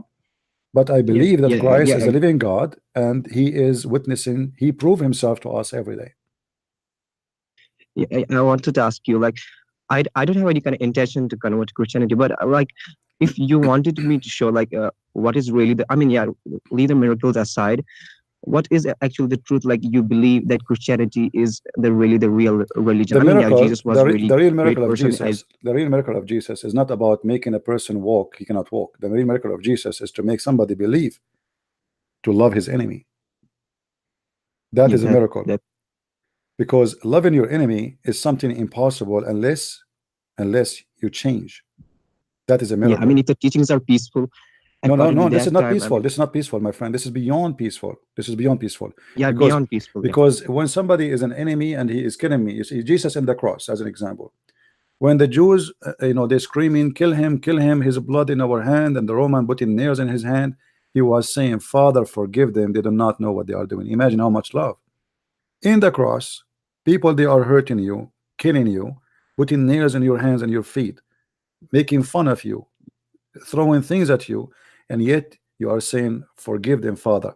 That is not a miracle. This is beyond miraculous ability, because a human being Yeah, having cannot. that kind of compassionate. Yeah, a human Yeah, being being cannot that kind of cannot overcome his pain. You know, if you touch my eyes, I will go crazy on you. Correct? Even if you are my yeah, yeah. son, even if you are my brother, is that correct? Yeah, what? I'm saying if your son put his finger in your eyes, you might curse him, even though you love him, right? Because Yeah, yeah, you're in pain. yeah, But imagine we have Christ. He says, "Love your enemy," and he did that. You see, he's not a hypocrite like Muhammad. He told yeah. the He Muslims, used to declare war upon yeah, the he told kuffar, them, those things. don't this life is a joy for the bad one, the other life. But he was enjoying the life. He was having many women. He having many slaves for sex. He was sex with everybody. He taking money Yeah, from I don't everybody. actually get it. Why are the scholars hiding this thing? I mean, why don't they represent the bad side of Islam? Because they know if they introduce these things in a Western culture, like their faith is their religion even won't be considered a religion. I mean, why it is even considered a religion when it's full of hate speech, declaring war upon kuffar? I mean, lot of things, lot of hate speech is going on. I mean, this book has led to the death of a lot of people. I I mean, in agree. history and You see, nowadays they too. cannot hide it. They cannot hide it. But you see, if people decide not to look for the truth, they will not find it. And actually, I think myself, like I have also a Muslim friends because I have got a rational debate with them. I think they believe in like this compassionate. I mean, they have never read their religion. They think this is all good, that thing. The Muhammad was a really great person, but I think they should read it and judge for themselves. No, don't blame them. You see, No, I'm not actually blaming let me them. explain Yeah, to you. Let me explain to you. You know, when I go to school in the Middle East, you wake up in the morning, you go to school. The first thing you go in this classroom, it says in the top of the board, Bismillahir Rahmanir Rahim, in the name of Allah. Okay. Then the teacher come, and then he start telling you about how to be a good person like the Prophet Muhammad. Okay, you go to the bathroom, you take off your clothes to do poo. Then you hear the most saying Allahu Akbar, and he start talking about the amazing Prophet. Okay, now we are done with the poo. Even when do poo, we are hearing him. We go to take a shower. You go inside the shower, you hear the mosque have 20 speakers speaking about the amazing Prophet. Okay, finish with this. You go to sleep, you can't even sleep. You know, they have lecturers about the amazing Prophet. So you have a processing machine of a brainwashing for you since you are a child. You grow up to be yeah, a man, you know, you are like, imagine you hear the same song, you cannot take it out of your head. Have you ever yes, experienced that you hear a commercial when you are a child, but you cannot get rid of it? yeah, yeah. You know, a lot of times. You know I what I mean, mean? Yeah, in born and this also is in exactly Islamic what's family. happening. You know, they keep repeating, they keep repeating, they keep repeating to the point when you repeat a lie a 1,000 times, you believe the lie. Yeah. I mean, yeah, repeating a lot of things. I mean, I was in actually once in a mosque, and they actually say if you die in the name of your God, like you go directly to heaven. I mean, these are kind of hate speech, but these are considered to be peaceful in Islam. I mean, I can't, it's very absurd. You see what they try to I'm do. not actually going to take your a lot of time because I'm also running on a low battery. All right. And I wanted to ask you, like, what is the origin of this word Allah? Is it from a Hebrew text? No, no. No, then where? Allah is coming from the word lah, which is the moon god. Moon god. Yes, you see, Oh, the moon god have many names. One of them is lah, and you know, people who live in hot countries, they worship the moon. Mostly people who live in cold countries, they worship the sun, and that is logical. You know, if you live in Alaska, the sun is your beautiful day, right? If you live in yeah. Saudi Arabia, the sun is your harsh day. So they enjoy the night, they hate the day. The sun kill their cattle, their grass, their water. So those who live in desert, they worship the moon. Those who live in cold area, they worship the sun. So there was major two gods Mm, in mm, competition: the moon god and the sun god. This is why Muhammad, he said he forbid the Muslims uh, to pray when the sun rise. You see, the Muslim, he cannot pray after the sun rise because simply he mm. believed that the shaitan come from between the two horn of the sun. All right, why Yeah. why he is saying that? Because simply this is his enemy god. The sun is the enemy god of the moon god. Always the one who believe in the moon, they try to say bad things about the sun. So Muhammad, he adopt that. Um, you know, this is like have to do with old legends. As an example, read with me here carefully. Yeah, yeah. The prophet stood beside a place and with his finger toward the east, and he said, uh, affliction are there from where the side, the head of Satan come out. Okay, the side of what do you see? It says here, the side of the sun. I'm not actually able to see that, but you can continue. I mean, you can give me also the reference. Yeah, actually, in Arabic, it says that the translation is not really is not accurate. It says the horn of the horn of the sun, not the side of the sun. The horn of the sun. Oh, no, there's no screen. Yeah. Sorry, guys. Okay, here we go. I forgot to put the screen on. All right. So as you see, Muhammad, he claimed that the sun have a horn, and the horn of the sun is the horn of the devil. The translation here is false. It says the head of Satan. It doesn't say that. It says the horn of Satan comes out. Horn of Shaitan. So is it? I mean, I was actually talking about the origin of Allah word. Is it kind of related to it? Yeah, well, I told you the original of the Allah is not the word. Allah is two words. I explained that many times, but let us do it again, you know, just for the sake of Yeah, education. yeah. I actually got confused Okay. Let us see. because sometimes I have a debate with my friends. I mean, I don't actually talk to a lot of people, but I need to provide them proofs, like show them the truth. And sometimes I even get like speechless when I don't come with the Yeah, no reference with problem. all those stuffs. Okay, here, this is, or let us go, you know what, let us go to the Quran and show you from the Quran first. Give me a second.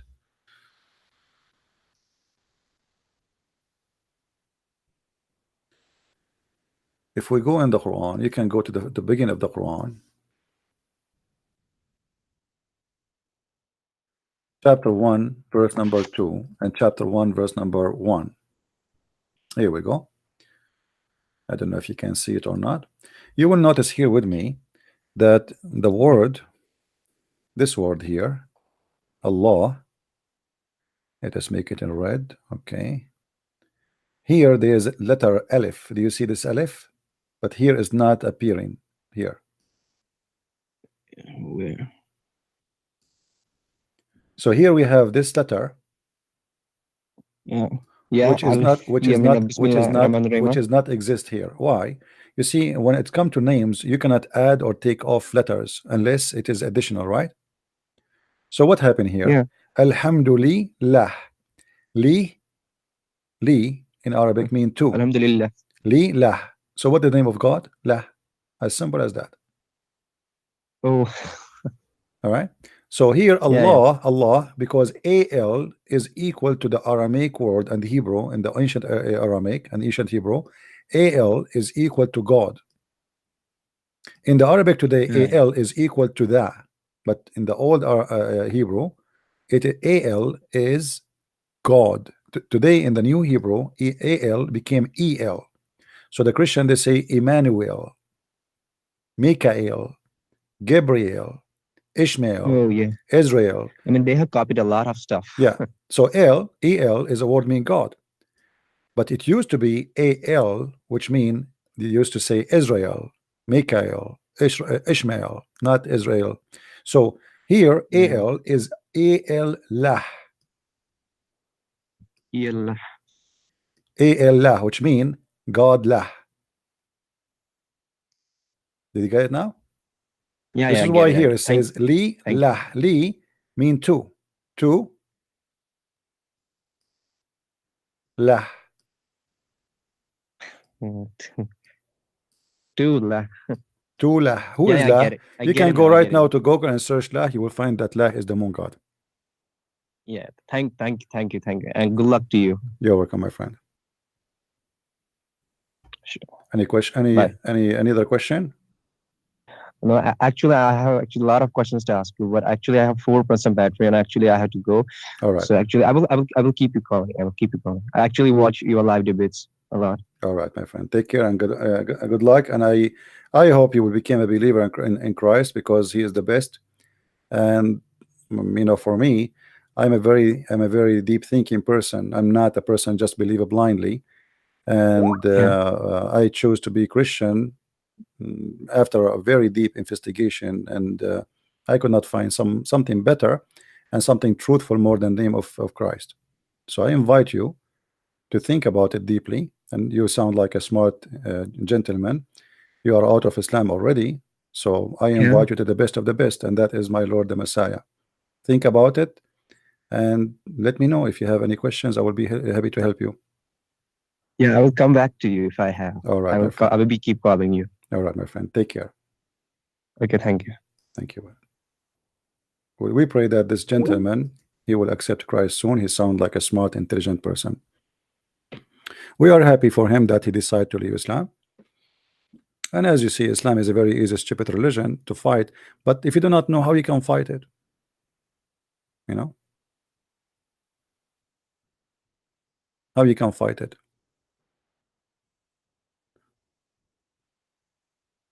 Does he even look at the chat anymore? Yeah, I look at the chat. But if I am explaining to the person in the screen, do you want me to look at the chat in the same time? Do you think I have an ant's eyes? How you don't aren't you seeing me? I am writing for the guy, explaining to the guy. Do you think I have 10 eyes? Why you're upset? I'm not looking at the chat anymore. How many eyes I have? People are really, I don't know what to do. Do you look at the chat anymore? Hello? Are you there, Mr. Muhammad? I'm here. All right. How I can help you, my friend? Do you have a comment about what we said? I want to explain Hmm. why you were very afraid in the last call to let the people speak. It was to let the people hear what I was saying. I'm very afraid always. Go ahead, make me afraid again. I wish to explain that I have made a video Hmm. on the channel with full subtitles. You will find it on Answers to Christians. Okay, and this video has explained all of these. why you don't explain to us here? You know, why Muslim they get spanked in my when they call me, and then they later they make a video to explain how the spanking happened. Explain, defend yourself. Here we go. Go ahead. Okay, طب you made. I want to speak about. I want to ask you a question. Would you accept a prophecy after Jesus, or would you not accept it? A prophecy after Jesus? Yes. Well, I made a prophecy yesterday. Yesterday I said there's somebody is going to have an accident in the highway. Would you accept a prophet after Jesus if he comes with evidence, or would you not accept him? Well, evidence? Okay, what evidence? Show me. Go ahead. I'm not going to accept a prophet without telling me what is the evidence, who is the prophet. I mean, you want me to accept just to accept? If you can show me something good, let us see. Go ahead. Don't you claim that prophecy is known through evidence? My friend, somebody he is a prophet, he have to provide in the Bible, give us a category for a prophet. He have to prophesy in the name of the true God, and his prophet and his prophecy have to come to be true. If you miss one of them, you are a false prophet. Go ahead. You said that Muhammad and Jesus, they were different. They were Muhammad. Jesus is the truth, whereas Muhammad is a liar. Muhammad is not a liar. Muhammad is a lying manufacturer. You claimed that Muhammad sallallahu alayhi wasallam, that Muhammad he was looking for the world. Whereas when you look at his biography, you find that he didn't care about this world for the least. All he cared about was that people say La ilaha illallah, that they worship the one. Really? So why Muhammad he owned many slaves and he have many wives, and why he asked for the fifth of every attack from the booty? Why the Muslims accuse him of stealing underwear? Do you have an answer? I can tell you that slavery was acceptable before Muhammad. Yeah, but why he owns slaves? Why he don't care for the world, as you said? No problem. I understand at that time it was accepted, no problem. But why he want to have more and more slaves? If if he don't care for the world, why he don't say, okay, all the slaves go free? I don't want the slaves. I don't want money. Did your prophet say, if you want to meet me to speak with me in a private, you have to pay me? Yes or no? He didn't say that. No. Do you wanna bet? Allah subhanahu wa ta'ala, He My told friend, the here we Prophet go. sallallahu See, alayhi wasallam. Allah told him. Well, I can say, okay, Yes. Allah told him to get money for seeing people. That's clear. Allah told the believers. My friend, Allah told the believers. yeah, told the believer. But who is the one who told the believers? Muhammad. What is the proof that this is Allah? Why Allah He care if Muhammad get money? Why Muhammad get money? Here we go. You are talking to me. Did I ask you for a private consultation?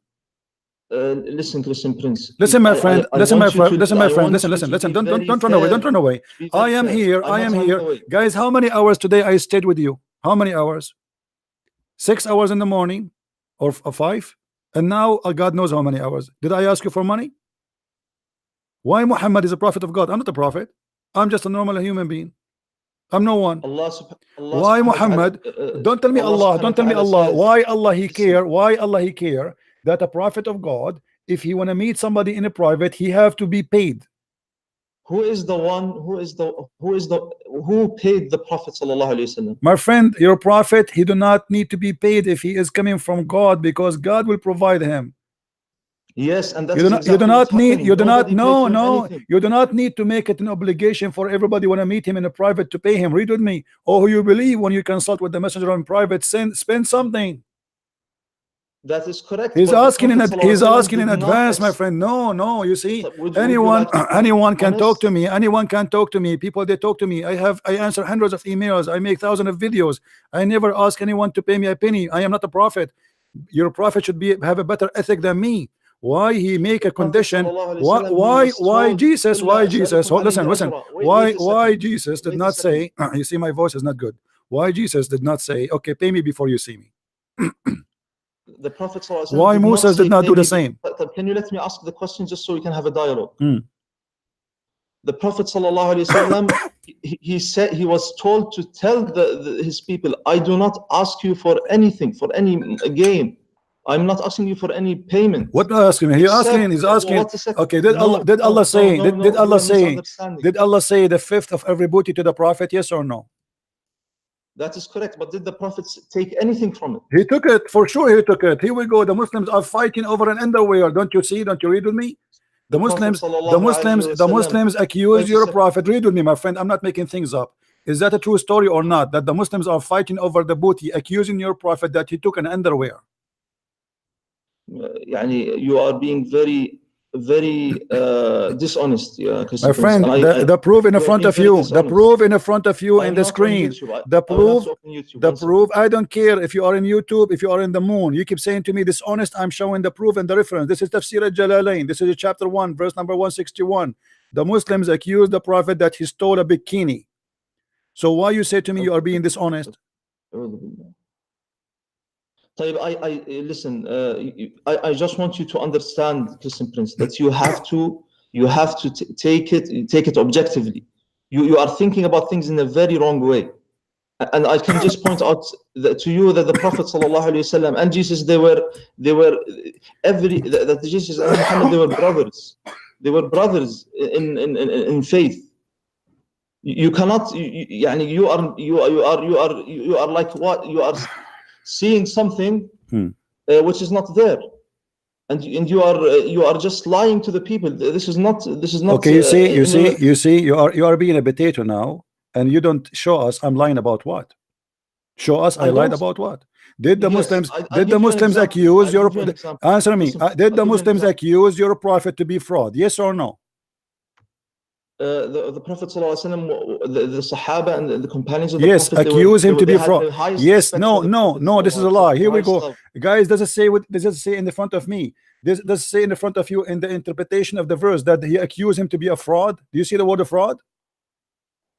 Allah subhanahu wa ta'ala. Allah subhanahu wa ta'ala. What does this mean? Does this mean that that he did take anything? When you tell me if the believers, if I am a prophet and my companion accuse me to be fraud, what about the strangers? If the one who believe in Muhammad accuse him to be fraud, that's mean he's a fraud.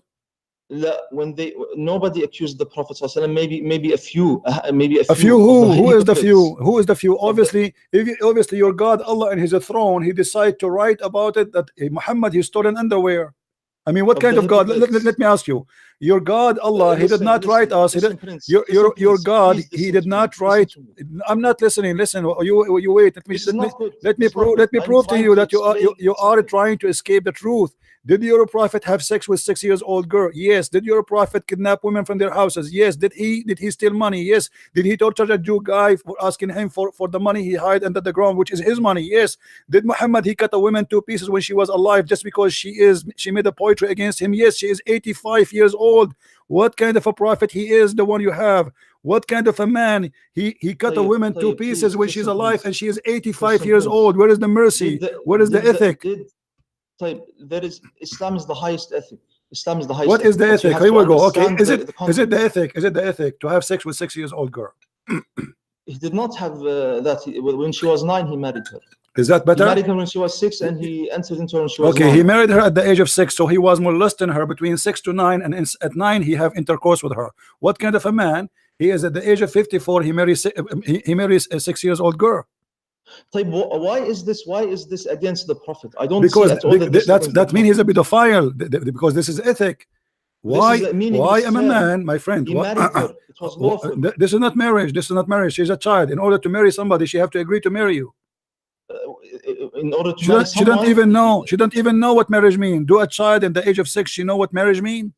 There are certain cases where this. My friend,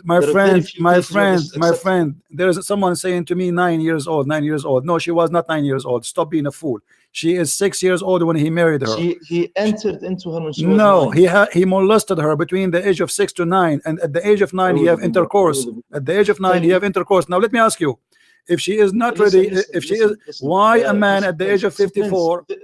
Why are you bringing up these things? We have to because you're ashamed of it. This is why you don't want to talk about it. Why? I mean, why? Because we're talking about the ethic of your prophet. Let us talk about different ethic. Let us talk about different ethic. Did Muhammad enter the house of his own son and he flirt with the wife when she is married to him?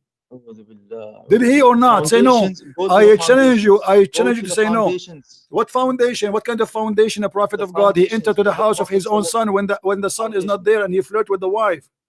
The Prophet ﷺ was the highest moral character. What highest? If your father, be honest, if your father enter your house and he flirt with your wife, is he a highest person?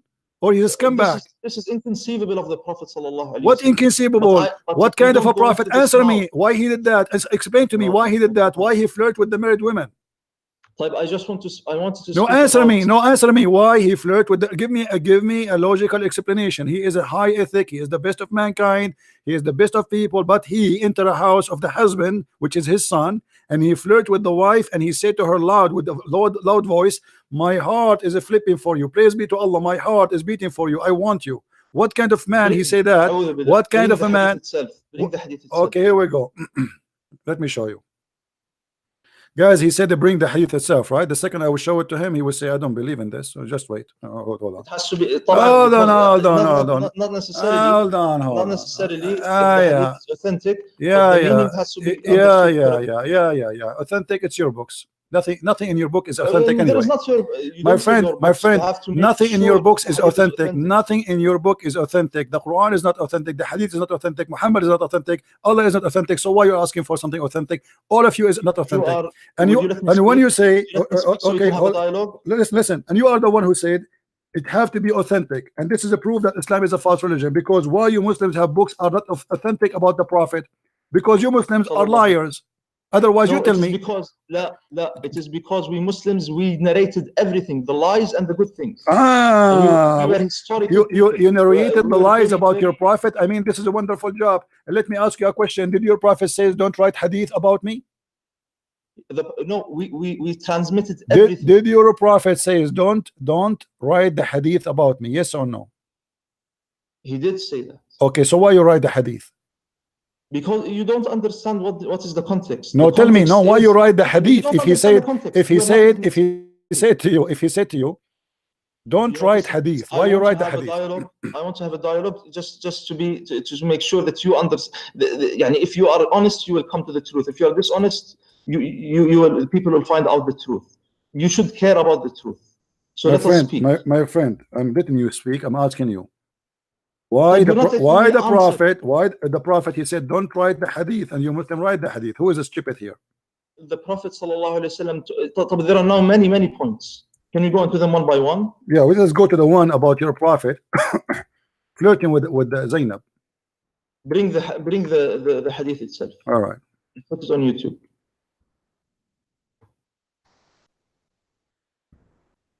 All right, let us see.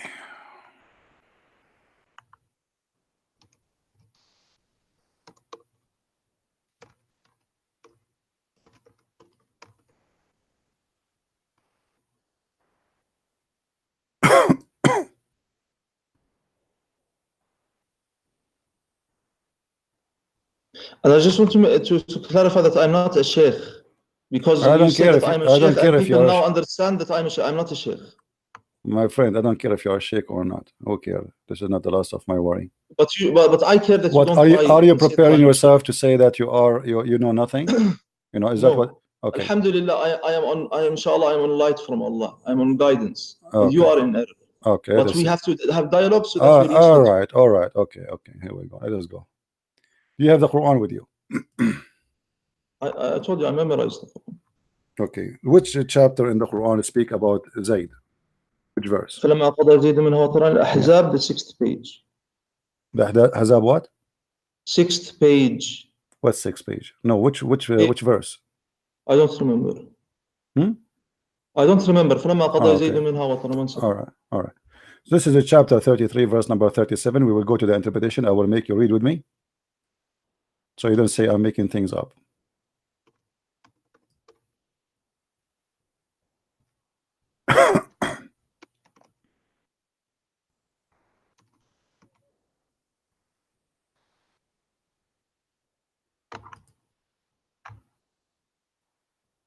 All right.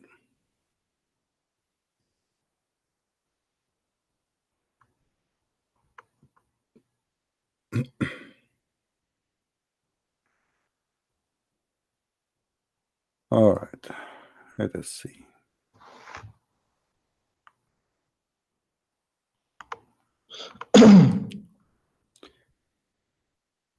Read with me this one in the screen. Do you see it? 1 second. Where is the hadith? Yes. Okay. 1 second. Just a second, because I'm working from YouTube. It's on the screen now? Yeah. Okay, good. I don't see it yet. 1 second. Yes, now I see it. طيب. Read and translate for us, please. طيب, what is this? 1 second. Where did you get this? 1 second. قلت هذا القدر الذي أخرجه مسلم في صحيحه. Okay, can you go up just a little bit up so I can read from the beginning a little bit?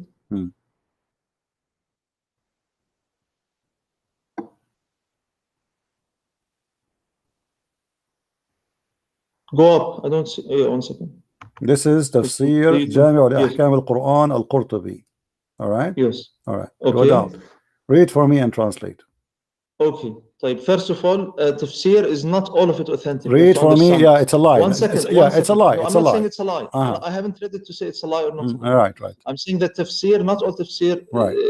To know the authenticity of narration, we have to go into the sanad. We have to go into the chain of narrators. Are the narrators honest? Are the narrators with good memory?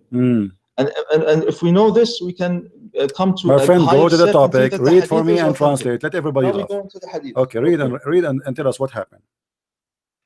Yes. تقول الذي أنعم الله عليه وأنعمت عليه أمسك عليك زوجك وتقرأ. قلت هذا القدر الذي أخرجه مسلم في صحيحه. What is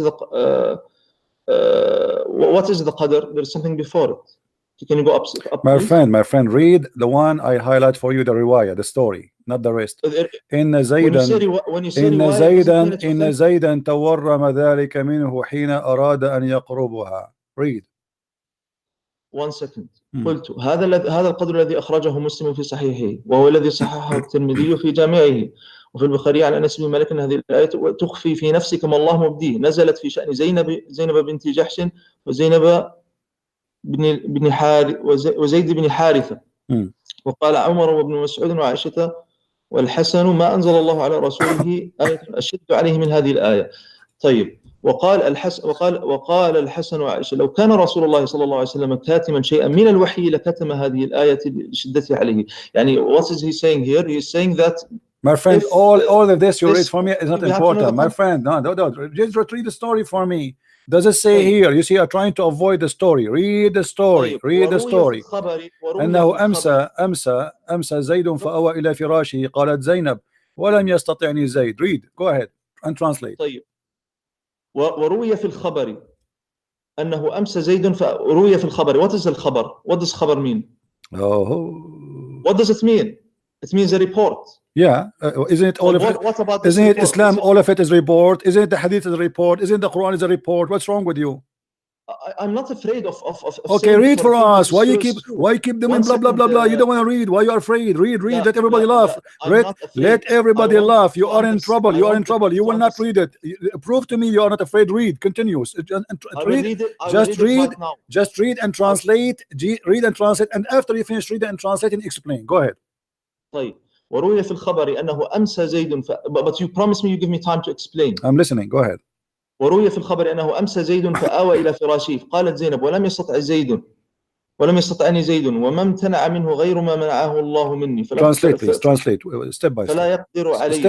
Step by step. Translate. طيب I have to understand first. طيب أمسى زيد فآوى إلى فراشه قالت زيد ولم يستطعني زيد وما امتنع منه وما امتنع. I will get the original please 1 second because there's something wrong. وما امتنع.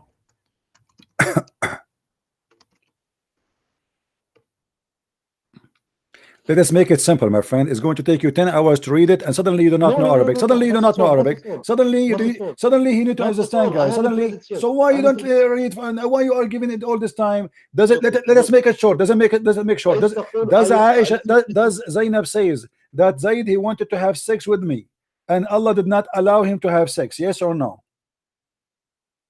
وما امتنع منه غير ما منعه الله منه. Yeah, does it say that? Do you agree? فلا يقدر عليه. Yeah, do you agree that he tried to sleep with her, but Allah did not let him able to do it? Correct. هذه رواية أبي عاصم. My friend, does it say that or not? Possible. But no, it doesn't say possible. It is. This is what it says. Don't lie. Probably. Don't say properly. This is what it says in front of your eyes. Stop lying. I don't know. What do you mean you don't know? It's in front of you. Because there is. It's in front of you. It's in front of you. Now, as long we put you in the corner. Now, how Allah made the man not able to have sex with Zainab? Can you explain to us? وما امتنع منه غير ما منعه الله مني. It seems as if he was unable. Yeah, why? How? What happened? Explain. Read the rest. لا استغفر الله وما امتنع منه غير ما منعه الله مني. وما امتنع منه. Let me teach you Arabic, man. What's wrong with you? Are you sure you know Arabic? Let me read for you. Shut up. Let me read for you Arabic, man. You do not know how to read Arabic. You are repeating the same sentence for the last 15 minutes, and you keep repeating. No, and you claim that you know Arabic and you know Quran by heart.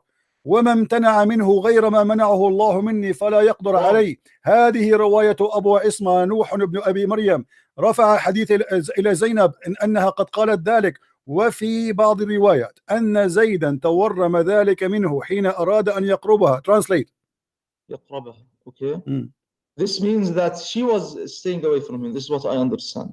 My friend, does it say there that his penis became swallowing? Each time he tried to have sex with her, Allah he made his penis swell.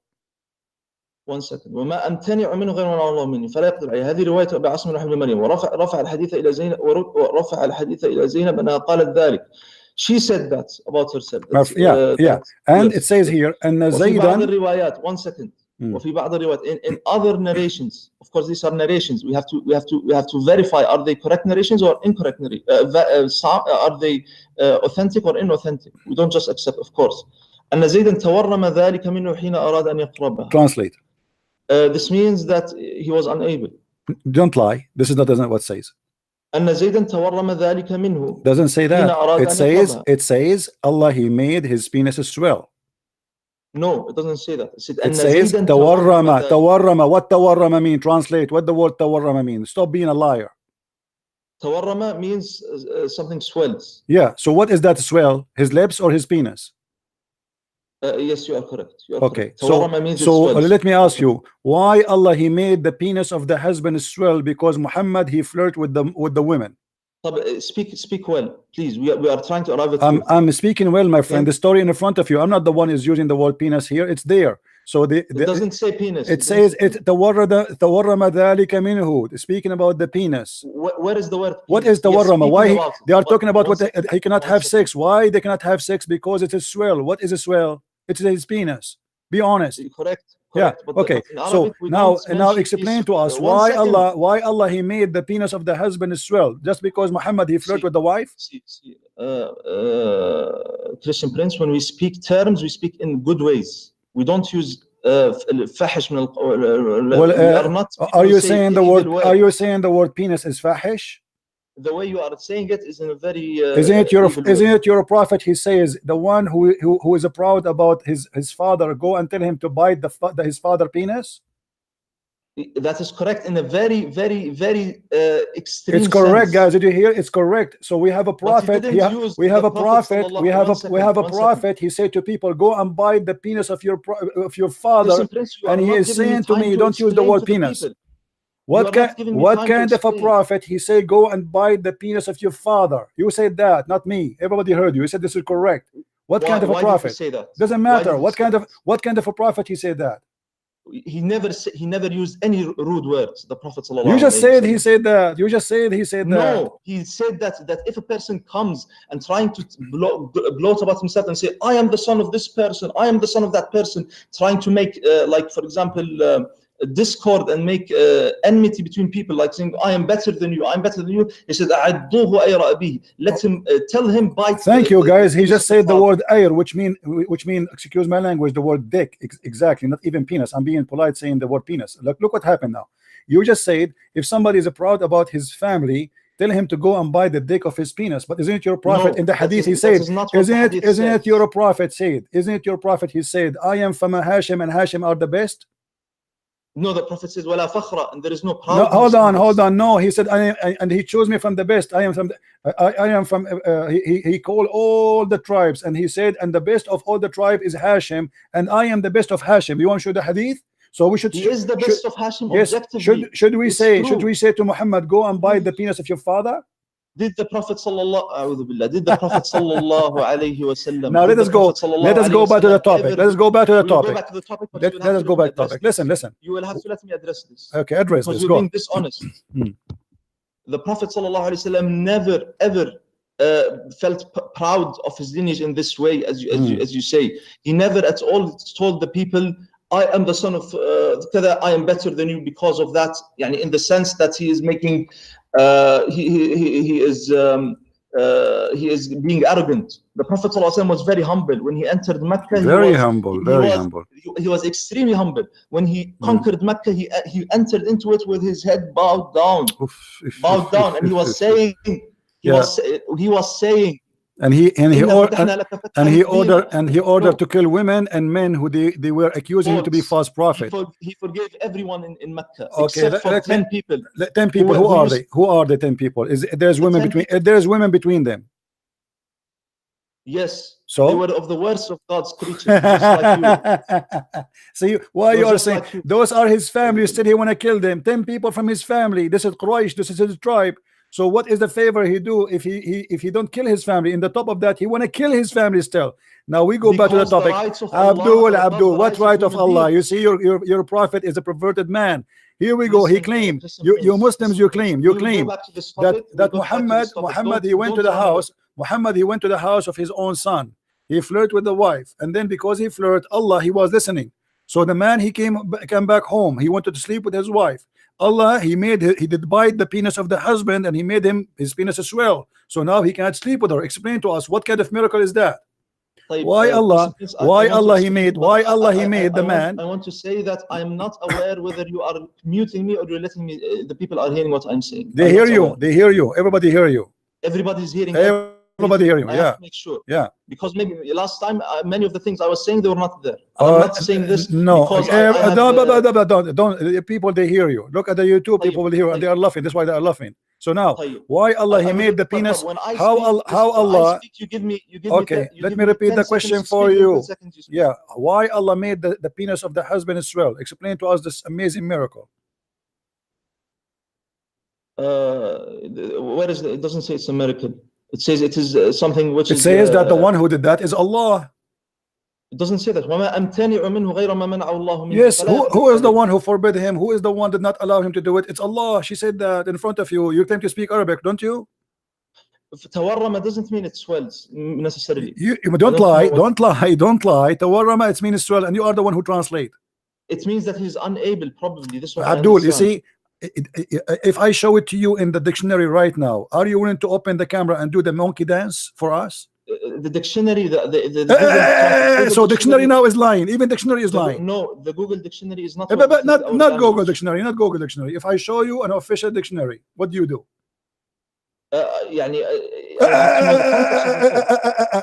You see, you are a liar. You are certified liar. Shame on you. I am telling you, I don't know this hadith. I'm willing to look into my friend. You don't know. You know. You are learning from a Christian prince. Admit that I am your master. I am the one who teach you Islam. Each time a Muslim, he called me. He said, "I never heard this before. I never heard this before." Donkeys. How you believe in God? You don't know what you never heard this before. What kind of a Muslim? He did not learn this before. Why you are learning from a Christian person? Not learning because from the Muslims. Not even in the Sahih. It is in your. We haven't even. My friend. Abdul. Does it say in the front of you that or not? This is not my problem. Does it say that? I can. There are many narrations which are lies. Okay, go. I'm losing my voice. And you guys, you say to me, you have to have patience. Honestly, I lost my voice. I can't even talk. God, he made the penis of the husband swell because Muhammad, he liked the wife. What kind of God this God is? I mean, I'm glad I'm single. If Muhammad is around, he will make my penis swell. Please don't. I will stay single forever.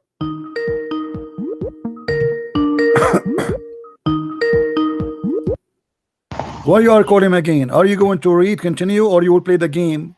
I do not know what I'm more honest. Inshallah, I'm more honest than you. Okay, then continue. Go ahead. So, does it say tawarrama, which means swell? Be honest. I don't know. Get lost. Don't call me again. I don't know. No, you are a liar. You see, he said wallahi. He said wallahi. There's no Muslim in the world. There's nobody in the world. Don't call me again, donkey. There's nobody in the world do not know what tawarrama mean. He speak Arabic. Arabic is his first language, and he said he do not know what tawarrama mean. What a big fat liar you are. Taqiyya.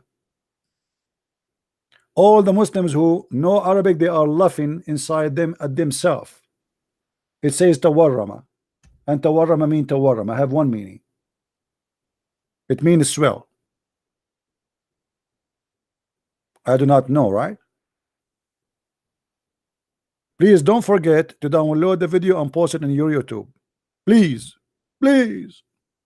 He called us, hey brothers and sisters, I made a video. It's called Answering Christian Prince, and I am going to expose the Christian Prince. You're right.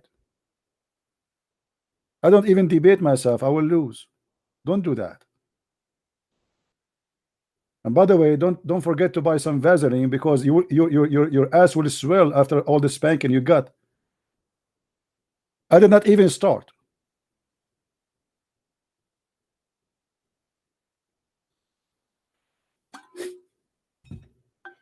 What a crazy, stupid religion. A man, he visit the house of his own son. He see the women. He flirt with her. Where is the dignity? Where is the ethic? Where is the honor? And then what he do? Allah, he made the penis of the husband swell. Look at this. Hello? Hello. How are you, Christian Prince? I'm fine. Yes, I'm Festus.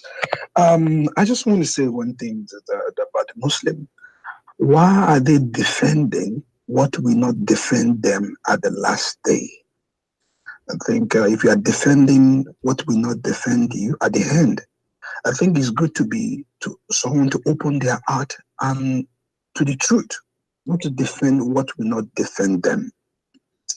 And also, I have another thing. I was looking at your book, and you said that if someone pray for 38, 83 years, and someone pray for a day is equal. So why someone has to pray for 83 years and someone that pray for one night, between one night, is equal Yeah, to this is 83 a years? What a waste of time. once let me tell you, once a Muslim sheikh, he was debating me. He said, he said, I agree with you, this is not accurate, but here he was exaggerating. What exaggerating? God is exaggerating, which means he's, when I say I'm exaggerating, it's mean I'm lying, correct? Yes. So he admit that this is exaggerating and Allah is lying. They cannot explain, it's just stupid, you know. And the second you ask a Muslim a question, he never heard it before, he will say to you, I never heard this before. Every day, Muslim, they call me, they say, where you get this from? We never heard this before. Well, this is why I'm a Christian prince and you are Abdul. That is the reason. I think they need to just open to the truth.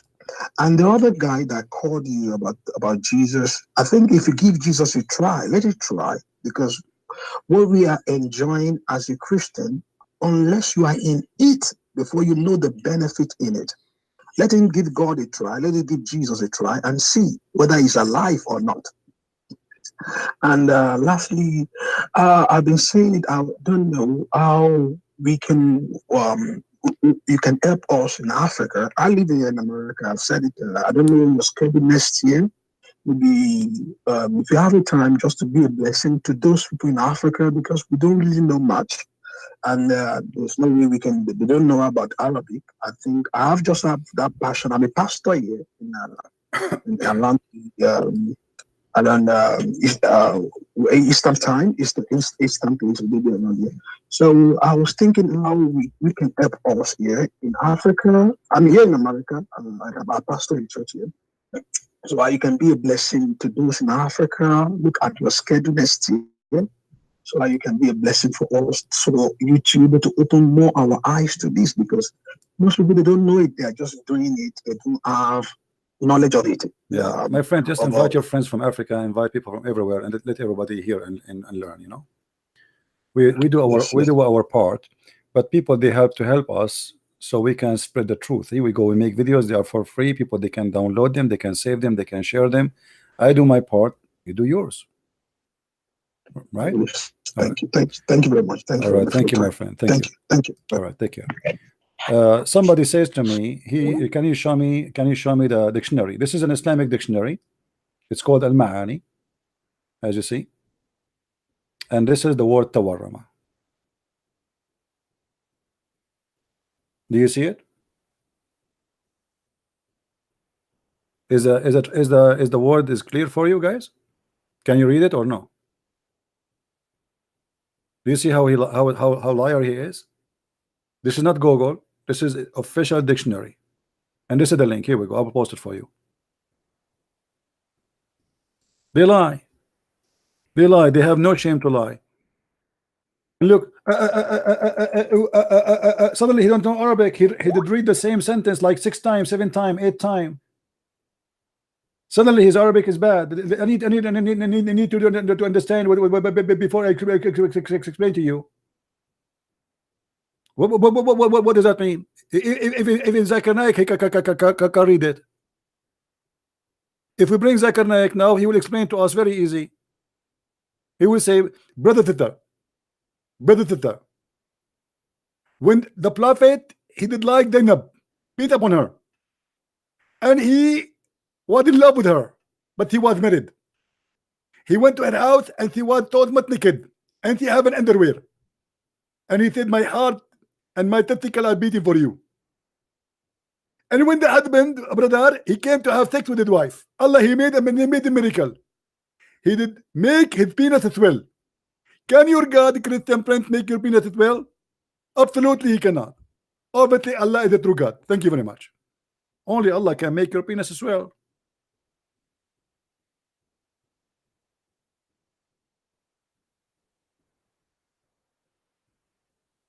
Do you see it?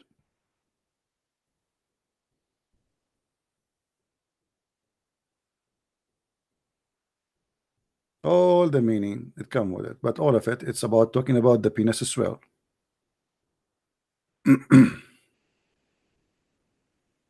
The story itself is speaking about the husband, he could not have sex with her. So what is tawarrama? His penis. It's obvious. As simple as that.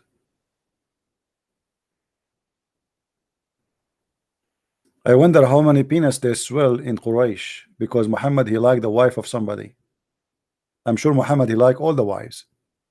So I bet you all the penises in Quraysh, they were swelling. All the Arab at that time, they have a bondage around their penis. Because the Prophet, he liked the women. That's it. The second he like your wife, your penis is swell. What you can do about it? Allah is involved here. That's it. Allah, his job is what? Muhammad, he liked the women. Allah, he bring a hammer, he hit your penis. What happened? I don't know what happened here. Okay, here we go. Obviously, the Prophet, he like your wife. How you know that? Because anyone, the Prophet, he like his wife, he make his penis as well. And you tell me that the Prophet don't have miracles? Are you crazy?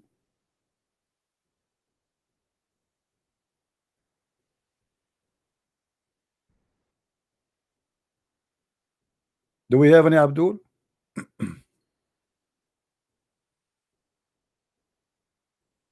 Mayday. You see, honestly, I hope I will not get sick because I have a headache.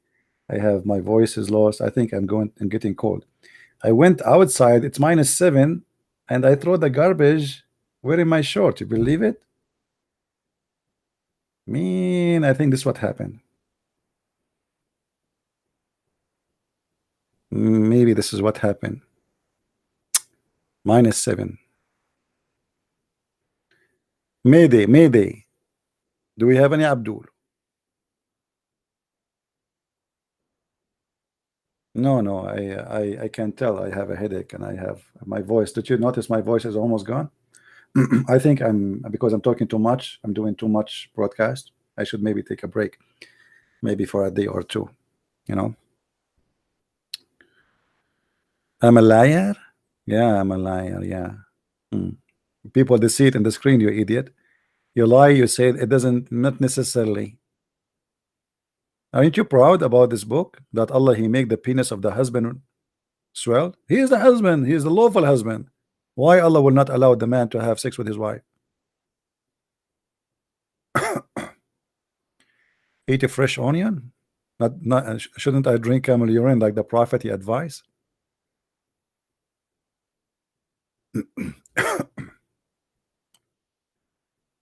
Yeah, I know Allah is very awesome. He is the penis sweller.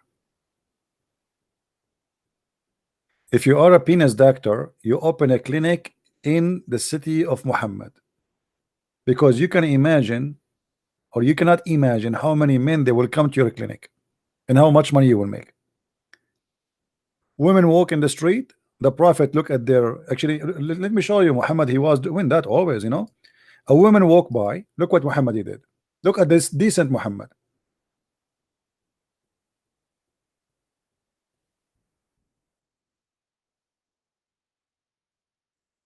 Look at this. A woman passed by, and Muhammad, he got excited. Obviously, he is looking at her bum. Ta-da-dun, wow. So Muhammad sitting in front of his house, and he have his companion with him. A woman, she walked by. Muhammad, he stood up. He went to his wife. Recommendation to the one who sees a woman and is attracted to her to go and do his wife. This is the chapter of the book name. Do you believe it? A recommendation, brother. If a man who see a woman, she is not his wife. You see, Jesus, he said, if you see a woman, she is not yours. It's better to block your eye, better than all your body go to hellfire. Look at this guy. If a man see a woman and attracted to her to go to his wife, or slave women, or what? Slave women, and have intercourse with her. Wow. I mean, what a nice advice. Let us continue. Jabir reported that Allah Messenger SAW Mercedes-Benz, he saw a woman And he came to his wife Zainab. What do you mean he saw a woman? What does that mean? You know what? I don't want to speak dirty, right? You know exactly what I'm talking about.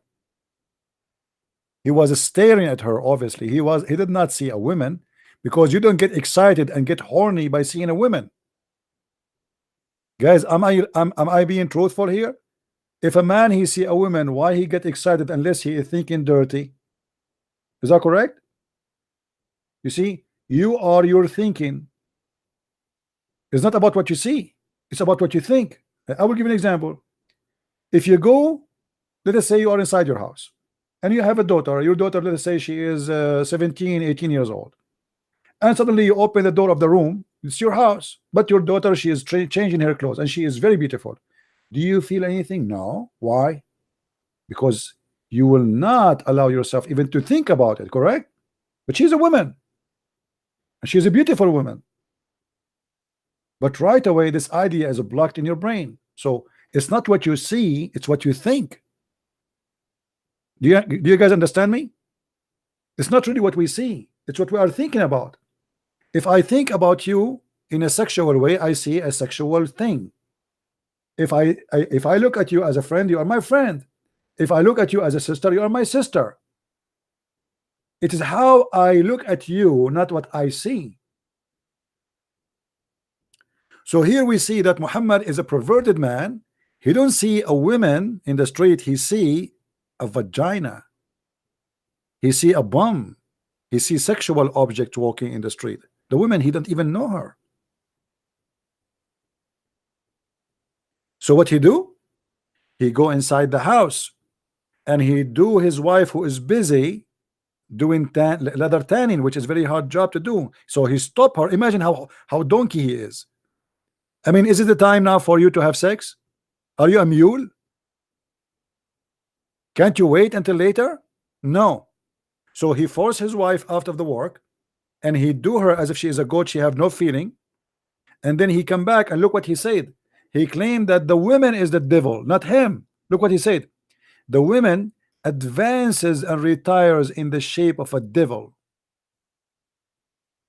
So when one of you sees a woman, he should come to his wife and repeal his sexual desire, not his heart. Doesn't say heart. Do Muhammad even have a heart? That is Islam. Go and read what Jesus says about looking at women, they are not yours, and see what this man is doing.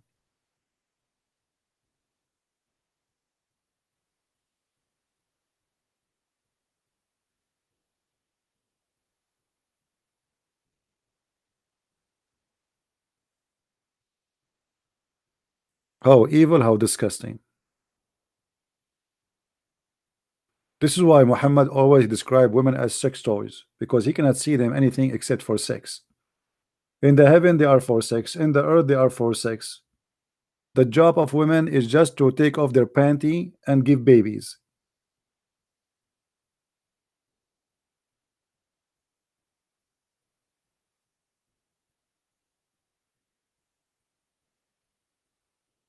Where is the ethic of Muhammad? This is satanic. And how dare you to say that the women she advanced and retired in the shape of the devil? What the woman she did nothing. If a woman she walk in the front of me and I am the one who get horny because I'm thinking dirty, why I'm blame the woman and that she is the devil? So he you know, he don't put his guilt, his filth on him, he put it in the women. It's the woman, man.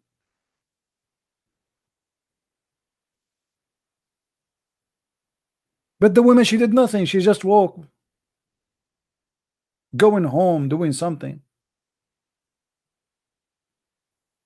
And ask yourself, Muslims, do you see that your mother is the devil?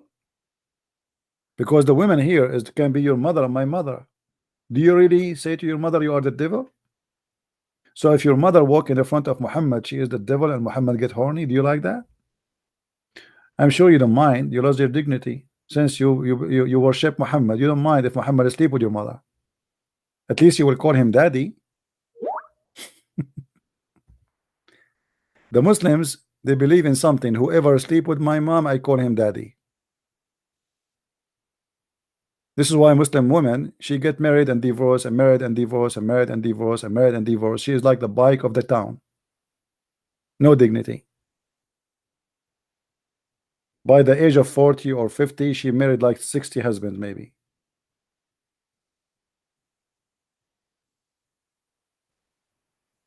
And it's a business, by the way, because each time she got divorced, she got paid. Many of them, they do it as a business. And this is why Muhammad, he allowed the mut'ah. You can marry a woman for, there's no limitation in Islam how many women you can marry. 4 in the same time, but there's no limitation. You can marry today 4, divorce them to the same day, marry new 4, divorce them in the same day, marry new 4. You can marry 100 and divorce them in the same day. Or what Islam saying, you have to marry 4 at the same time, maximum. So I marry them 4 for 15 minutes, I'll have fun with them, I divorce them, next 4, marry, divorce, next.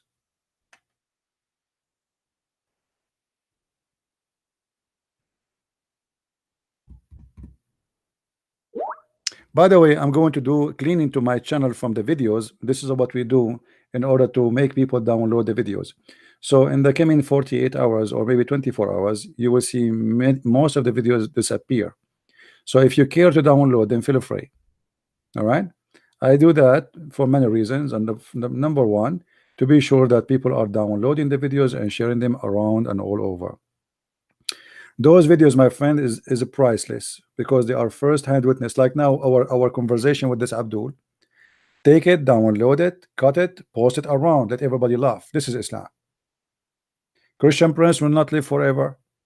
I assure you, my friend, I will die. And by the way, when I die, the Muslim, they will say Allah killed him. Yeah, right. So download them. We are teaching you. We are sharing with you from my time, from my life for free. You don't pay for it. I pay death threat every day. People threaten me. People want to kill me. People want to find me. People want to hate me. I have minions who hate me. But I don't care. I do what is right. So please download and share with your friends. Post on YouTube, post in other channels. There's many other social networking, post everywhere. Save in your computer in case people they lose it. Let us work together so your child one day will not come to you and say, I'll become a Muslim. Then the Christian Prince cannot help you. It's too late. We give the flu shot before you get the flu. Educate your children, educate your family, educate your friends, and don't sit mute. If you think that this disease might not come to your house, you might be mistaken. Many people they thought it's not might come to his house, but it came. Your child go to school, he meet with Muslims, they lie to him, they fool him. Christian children are not protected because nobody teach them. We ask Christians, why you don't teach about Islam? They don't want to do it. They are busy waving hands to Jesus, but this is not what Jesus wants you to do, to wave your hand. This is not what is Christianity is about. Christianity is about bringing people to Jesus, not waving hands to Jesus. How many people you brought to Christ in your lifetime? You wave your hand to Jesus, thank you very much. He saw it. The Bible speaks of different stories. There's many parable in the Bible speaking about that God, he gave you investment and you have to invest, you have to bring it back. And the investment is not about money. It's about bringing souls. So when you became 50, 60, 70, 80, and then you die, and then you stand in the front of the Lord, he will ask you what you did in your life. What exactly you did, what you did. Did you try to help in anything? Have you ever tried even to do something? What you will say, I was drinking in the bar. I was going to party. I have kids, I have to take care of them. That's all. You bought a new car, you bought a new house. My friend, don't be a number as many they die. There's many people they die and nobody will remember them forever. They are forgotten. Even the Lord will not remember them. Because the Lord, he said, not everyone say Lord, Lord will enter the kingdom of my Father. Who is the one who will enter the kingdom of the Father? Is the one who do the will. And who is the one who do the will? Is the one who brings souls. not the one who bring money. Jesus do not need your money.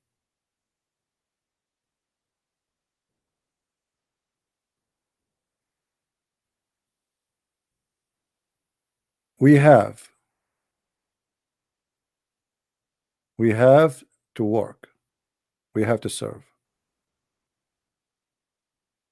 No, my friend, I worship God, but by what I'm doing, my friend. You see, isn't it the Bible says that a happiness will be in the kingdom of God if one soul is saved? How many people they left Islam because they watched my videos and they became a Christians? Go and see in just last 2 weeks how many phone calls we received from Muslims who left Islam and they accepted Jesus. So you worship God not by praying only, but by doing what God asks you to do. This is an act of worship. From their fruits you shall know them, not from repeating the word, the prayer, the same as the Pharisees. The Pharisees, they repeat the words, they repeat the prayer, blah blah blah blah blah blah blah, like crazy, like a recording machine. God is not deaf. He wants your fruits.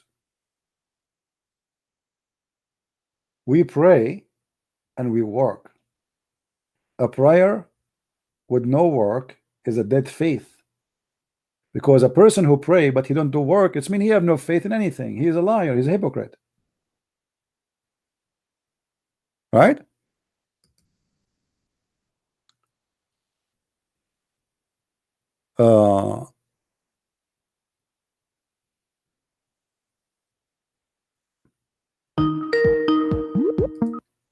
Hello?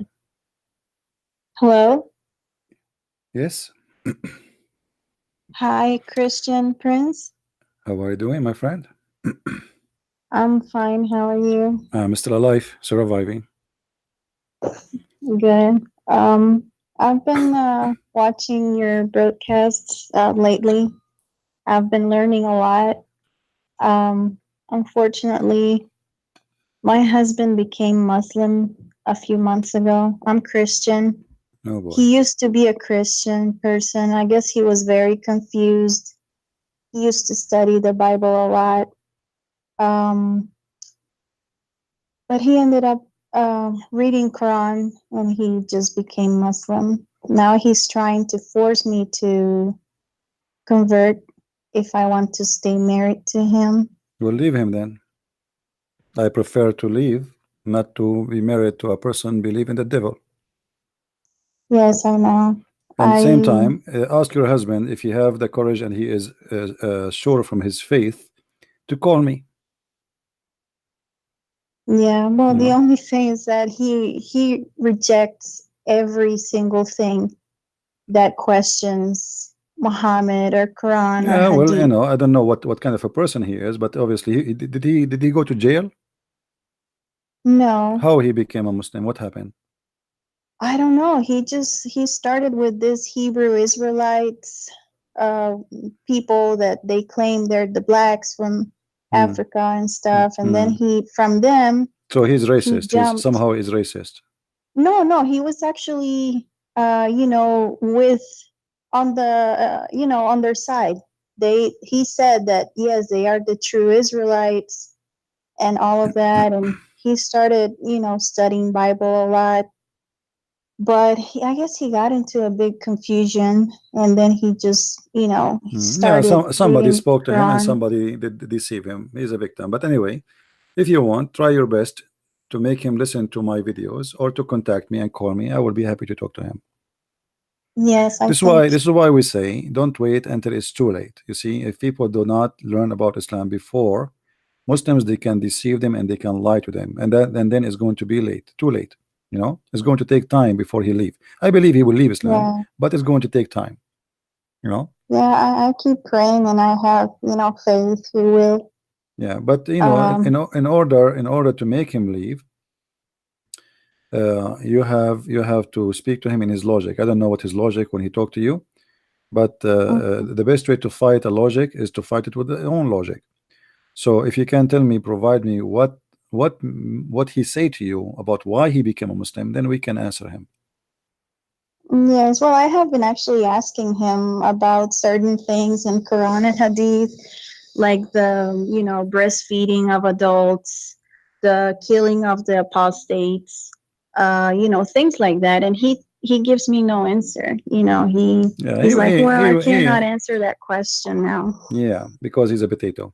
Most of them, those who convert to Islam, they convert because sometime people, they are searching for identity or a group, and I'm sure now by becoming a Muslim, he have a new friends, don't he? Oh yeah, I See? think the same too. Yeah, He wants to belong somewhere. yes, yes, he want to belong someone. He is seeking attention where he is at. People are not giving him attention, and now he will find himself important. People, they want to talk to him. People want to invite him. He became a superstar. But after some time, he will become a normal Muslim, and nobody will care for him, and he will leave Islam. The average of people who convert to Islam, they live in a maximum of 3 years. Most of Muslims who convert to Islam, they live in 3 years maximum. All right. Yeah, I hope so. Yeah. I mean, I hope it's sooner than that. Somebody's asking me to ask you: did he join the Nation of Islam? No, he actually is against them. Okay. He says they are kuffar. So what he joined? What exactly? Muslim, Sunni, Shia? What he joined? Sunni. Oh, okay, yeah. Yeah. All right. Well, I think he will leave Islam, but it's going to take time. But if he don't want to force you to convert, you better leave him then. Don't sell yourself. Don't you sell yourself to the devil. He is trying to push me to the corner, asking me, things about God and stuff, like what my belief is, and I stay on my faith. I'm not changing Christ. Yeah, be careful. Be careful. Don't let the devil take you down. He will try. He will do his best.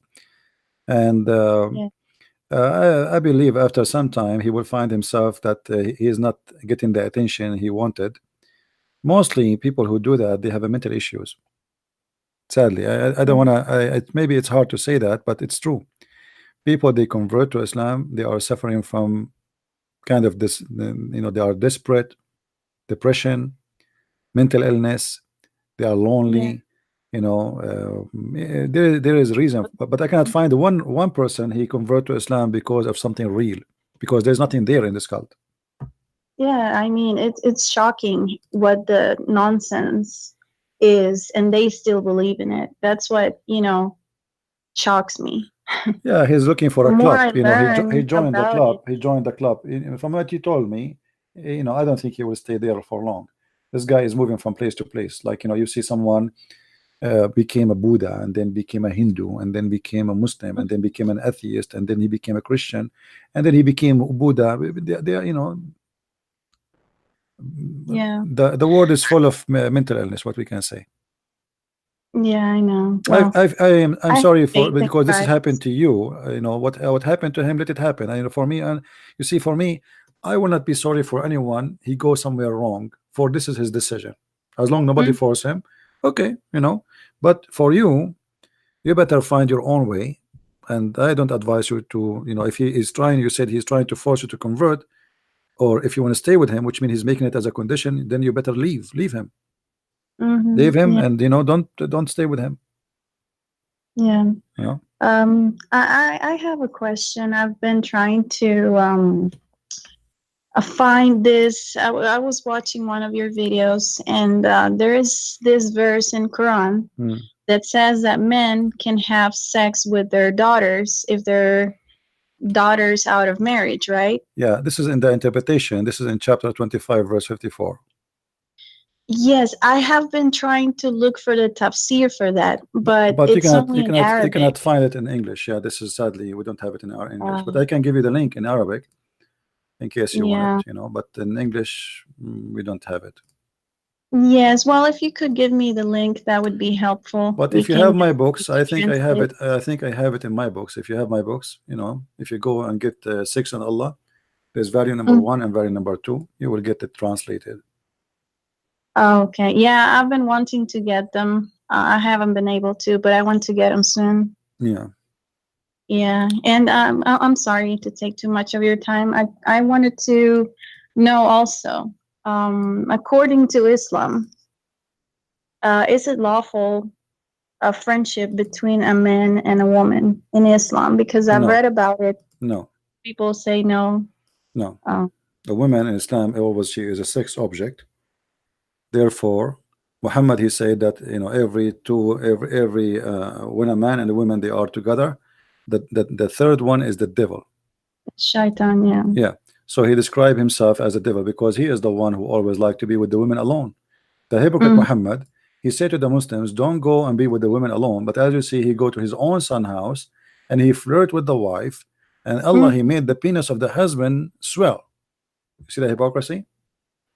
How you say to people that you cannot be alone with the women, it's not lawful for you to do so, and then he go to his own son's house and he flirt with the wife. Not only he go, he flirt with the wife.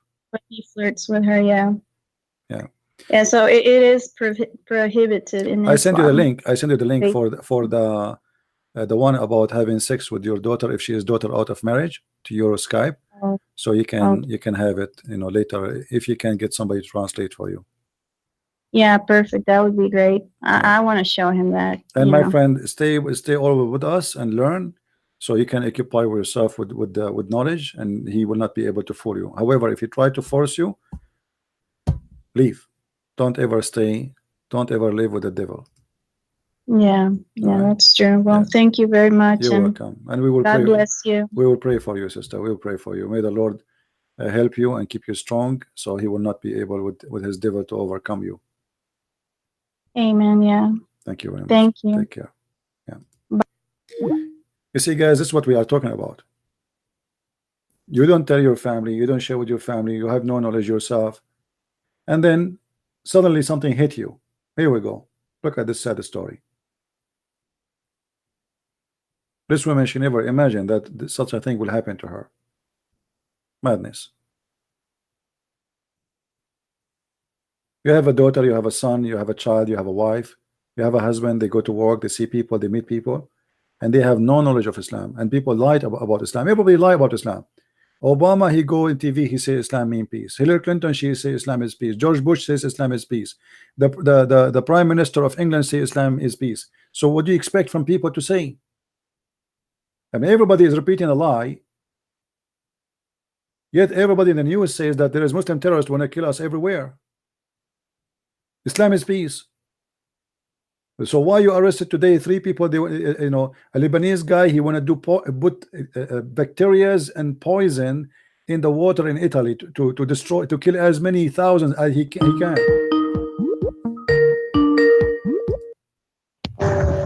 Hello. Hello. Hey, there was my friend. Hey, CP, how you doing? All right. Am I loud and clear? You are loud and clear. Okay. Yeah. I heard that last caller. The call. I want to say a few things about that. As I remember, in my younger days around college, I was, well, I'll say I flirted with the kind of thing that the guy did. I always was a strong Christian, Okay. but that guy most likely is coming from kind of a black righteous stand against the man type thing, way of looking at it. Well, it's a couple of things. Mostly it's a self-esteem issue, and that's brought about by a lack of knowledge of history and things like that, because she said he was a Hebrew Israelite before he joined Islam, right? Now, I've talked to a few of those guys. As a matter of fact, the kid that used to go to my church started to flirt with that stuff, and it's obviously ridiculous on his face. You know, on his face, that these people would believe that they're Israelites or Jews. You know, now there are black Jews, black people that consider themselves Jews, but they're like up around Ethiopia, the other side of Africa. Us African American folks up in Europe, we're West Africans, clearly not Jews. You know, that they could buy that. It's a self-esteem issue.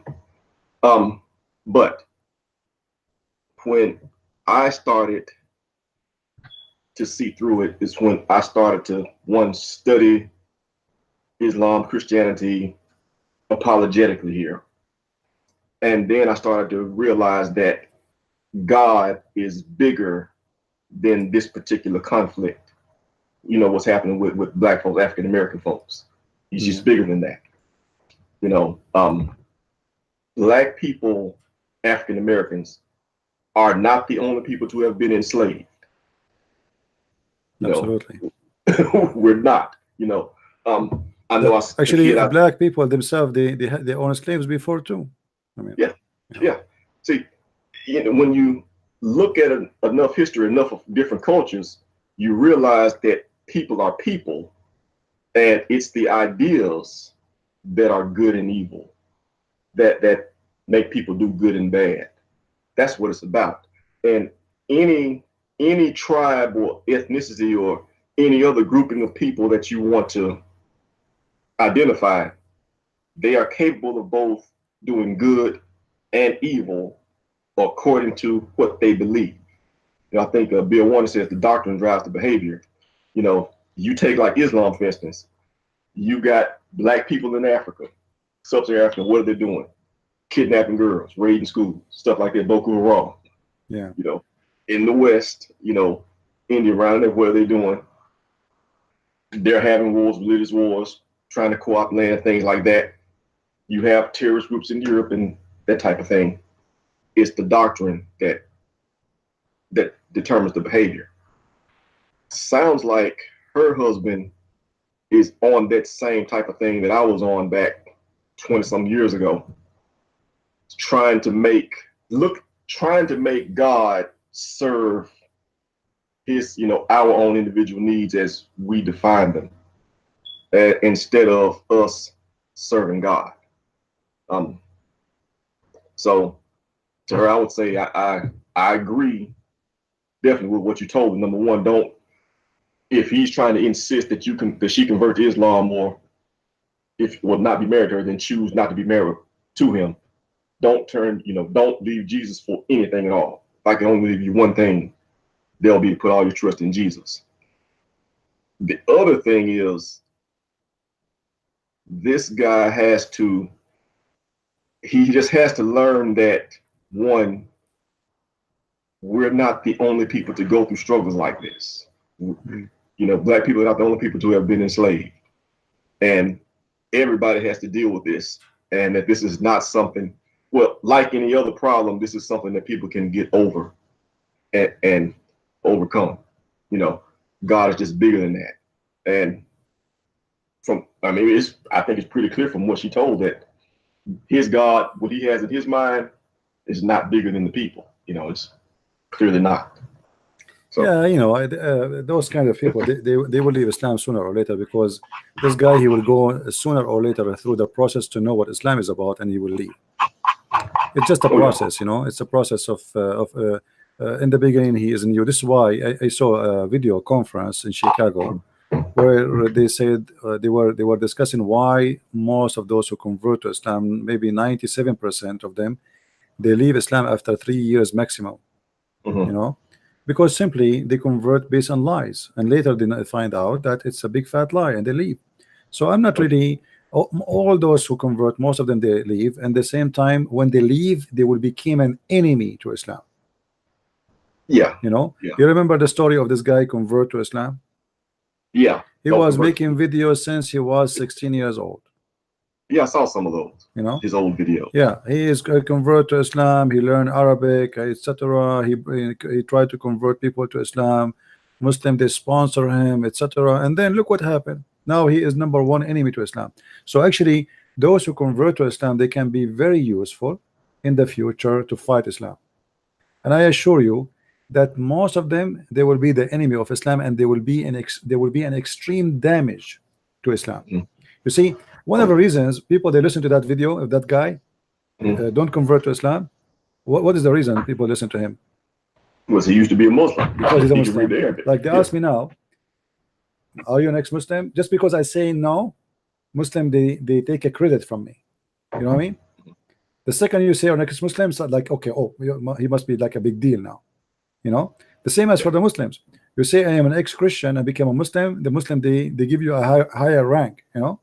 So Okay. Yeah. but those who convert to Islam and leave, they really are going to be the worst enemy to Islam, because they were inside the cult,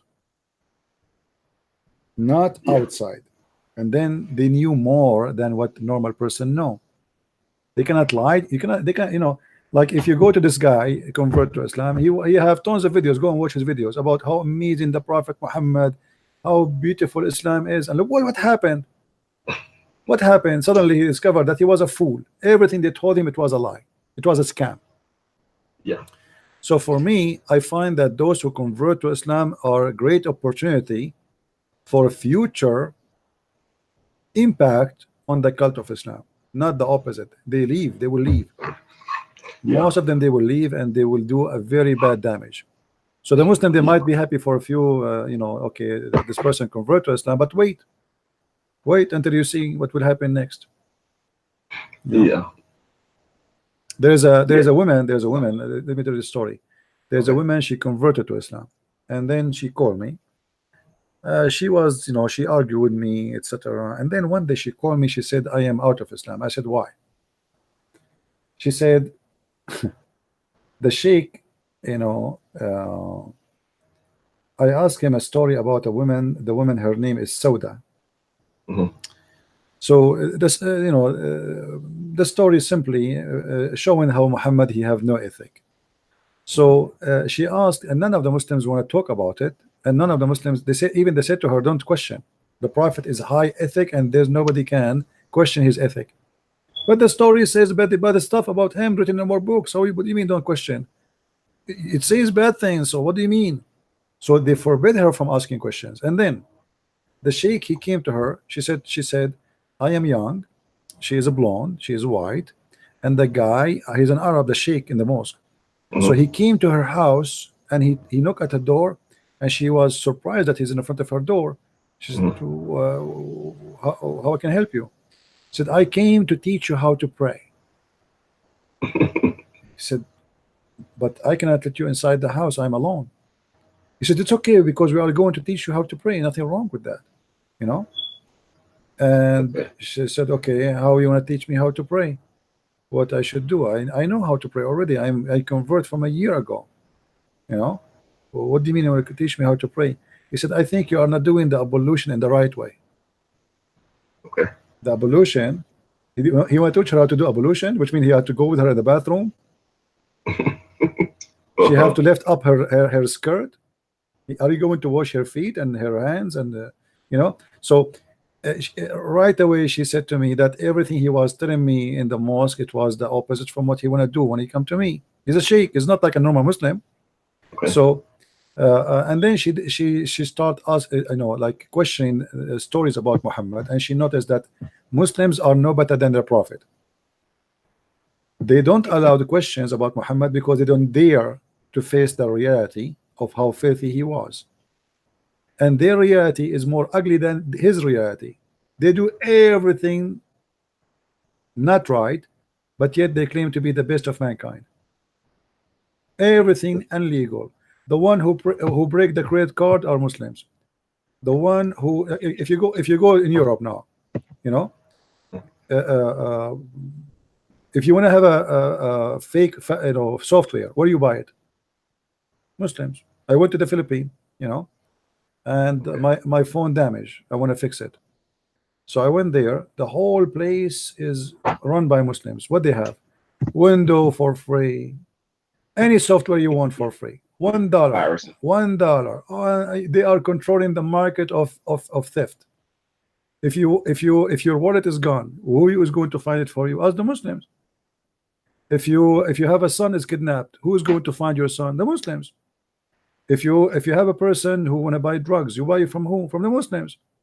If you want to have a fake passport, from whom? From the Muslims. Okay. You know. Yeah. But yet, when they speak about dignity, nobody have dignity like them. Nobody. They are the best in the world. Nobody is decent as they are.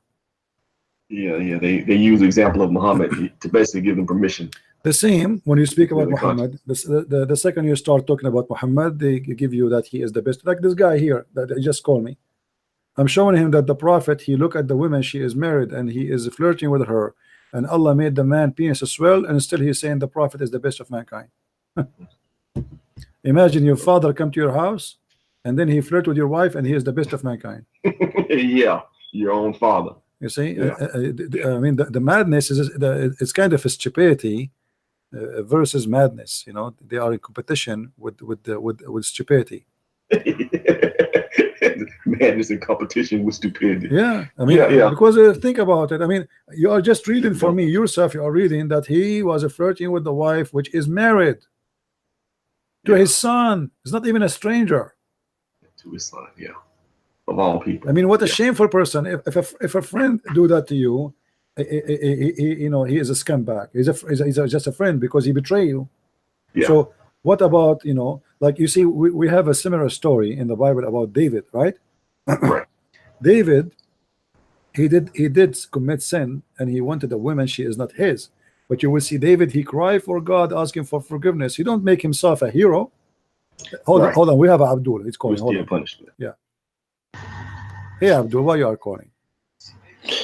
I just listened to the last caller. Yeah. When you said that the Prophet, I read about the topic you were saying, and it is completely different to what you are saying about the Prophet sallallahu alaihi wasallam. What do you mean? The translation of the verse is completely different. What translation? The explanation of the verse is completely different. What verse? I just want you to know what the that, verse? What verse? What verse?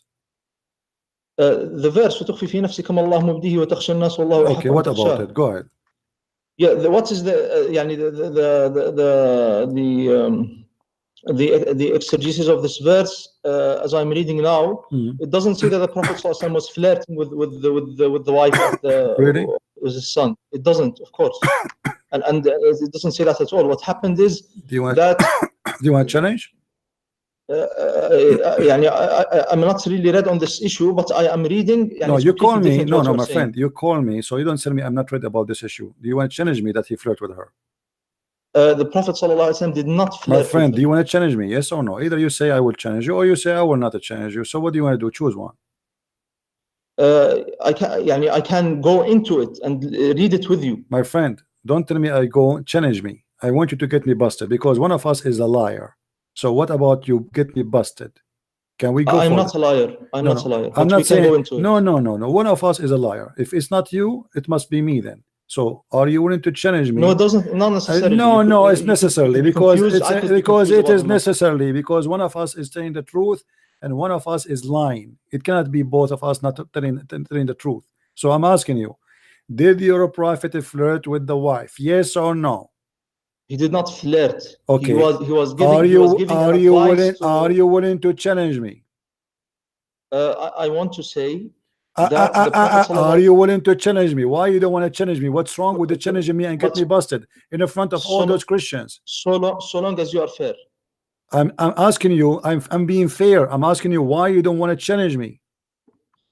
I want to challenge you, but you have to be fair. What fair is more than being fair to challenge you? I mean, challenge me. Here we go. Why you are not asking me? You are a liar, Christian Prince. Show me where you get this from. Show me where you got this from. Okay, here we go. Thank you. So you challenge me now. That's wonderful, guys. Here we go. I will make you read it yourself, and you tell me what's happening. Remember, you did call me. That's mean you study the case now. You are ready more. You ate vitamin D. I read it quickly. I read it quickly. I found that it's completely different what you are saying. Quickly. I see. I mean, come on. He's not ready yet. Do you want me to give you a year to come back? No. Go ahead. Inshallah, you'll be. Yeah, inshallah. Allah is not going to help you at all. Read with me. Inshallah. read with me. وقال مقاتل زوج النبي صلى الله عليه وسلم زينب بنت جحش من زيد فمكثت عنده حين ثم أنه عليه السلام أتى زيدا يوما يطلبه فأبصر زينب قائمة كانت بيضاء جسيمة من أتم نساء قريش فهويها وقال سبحان الله مقلب القلوب. Exactly. This is what I was reading. Translate. This is what I was reading. Okay, translate. Yes. Okay, translate. Exactly. Okay. Listen. Translate. Yes, translate. You translate. Go ahead. It says, of course, يعني اختلف الناس في تأويل هذه الآية. There is a difference of opinion about the meaning of the verse. You have to get. طيب, let's just get with something beneficial out of this. اختلف الناس في تأويل هذه الآية. The scholars differed according to the interpretation of this verse. ذهب قتادة بن زيد وجماعة من المفسرين. A group of those explainers, among them is الطبري, one of the greatest explainers of all times. He explained it as follows: that the Prophet sallallahu alaihi wasallam وقع منه استحسان لزينب بنت جحش. He felt يعني استحسان, which means he felt that she was يعني he wanted her. He wanted her, but she is married. Yes. No, in the heart. Yeah, but she's married at that moment. She's married, right? But he didn't flirt with her. Yeah, but she is married, right? She is married. Okay, are you allowed as a Muslim to wish a woman in your heart and she is married? This is not, you have no power over this. No. You are a human being. No. So he wished her in his heart and he have no power over that. This is love. Why did the Prophet ﷺ say? This is love, right? Okay. Yes, he loved her. Okay, now read the hadith for me. Read the hadith. Read the hadith. Let me explain. فوقع منه استحسان لزينب بنت جحش. He felt he loved, he felt not love, but استحسان means to think of something as good. So he thought of her as good. And how did he see her? He didn't look at her intentionally. As it says that it was he by accident he saw her. Abdul, read the story and translate. Stop. Okay, translate. Okay. We translate exactly word by word. Okay. وقع منه استحسان لزينب بنت جحش. He felt towards her, feeling towards her. وهي في عصمة while she was under the marriage of Zayd. وكان حريصا أن يطلقها زيد فيتزوجها. And he was wishing, he was hoping, and he was wishing, just as human beings wish, that he would get her.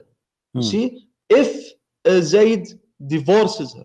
You see, ثم إن زيد لما أخبره, but afterwards when Zayd told him that بأنه يريد فراقها, that he wants to divorce her, ويشكو منها غلظة قول وعسان أمر, ويشكو منها غلظة قول وعسان أمر, and he was complaining to the Prophet صلى الله عليه وسلم. Zayd was complaining to the Prophet صلى الله عليه وسلم that his wife was being harsh towards him and was being disobedient to him and was harming him with her tongue. She is so she is a bad woman.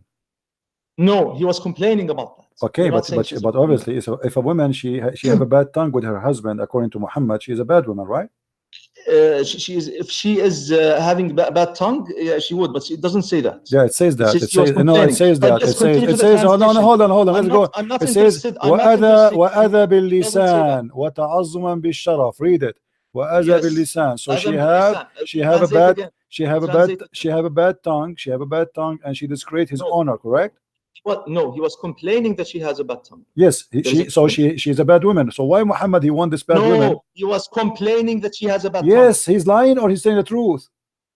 He could be emotional. What does that mean? Yeah, sometimes now you're being emotional. Okay, go read. Continue. Let us laugh. Continue. And she was thinking of herself. So you are saying that Muhammad he wanted the women. And the woman, she is a bad woman. She have a bad tongue. She is not treating her husband respectfully. No, he wanted her because she is beautiful.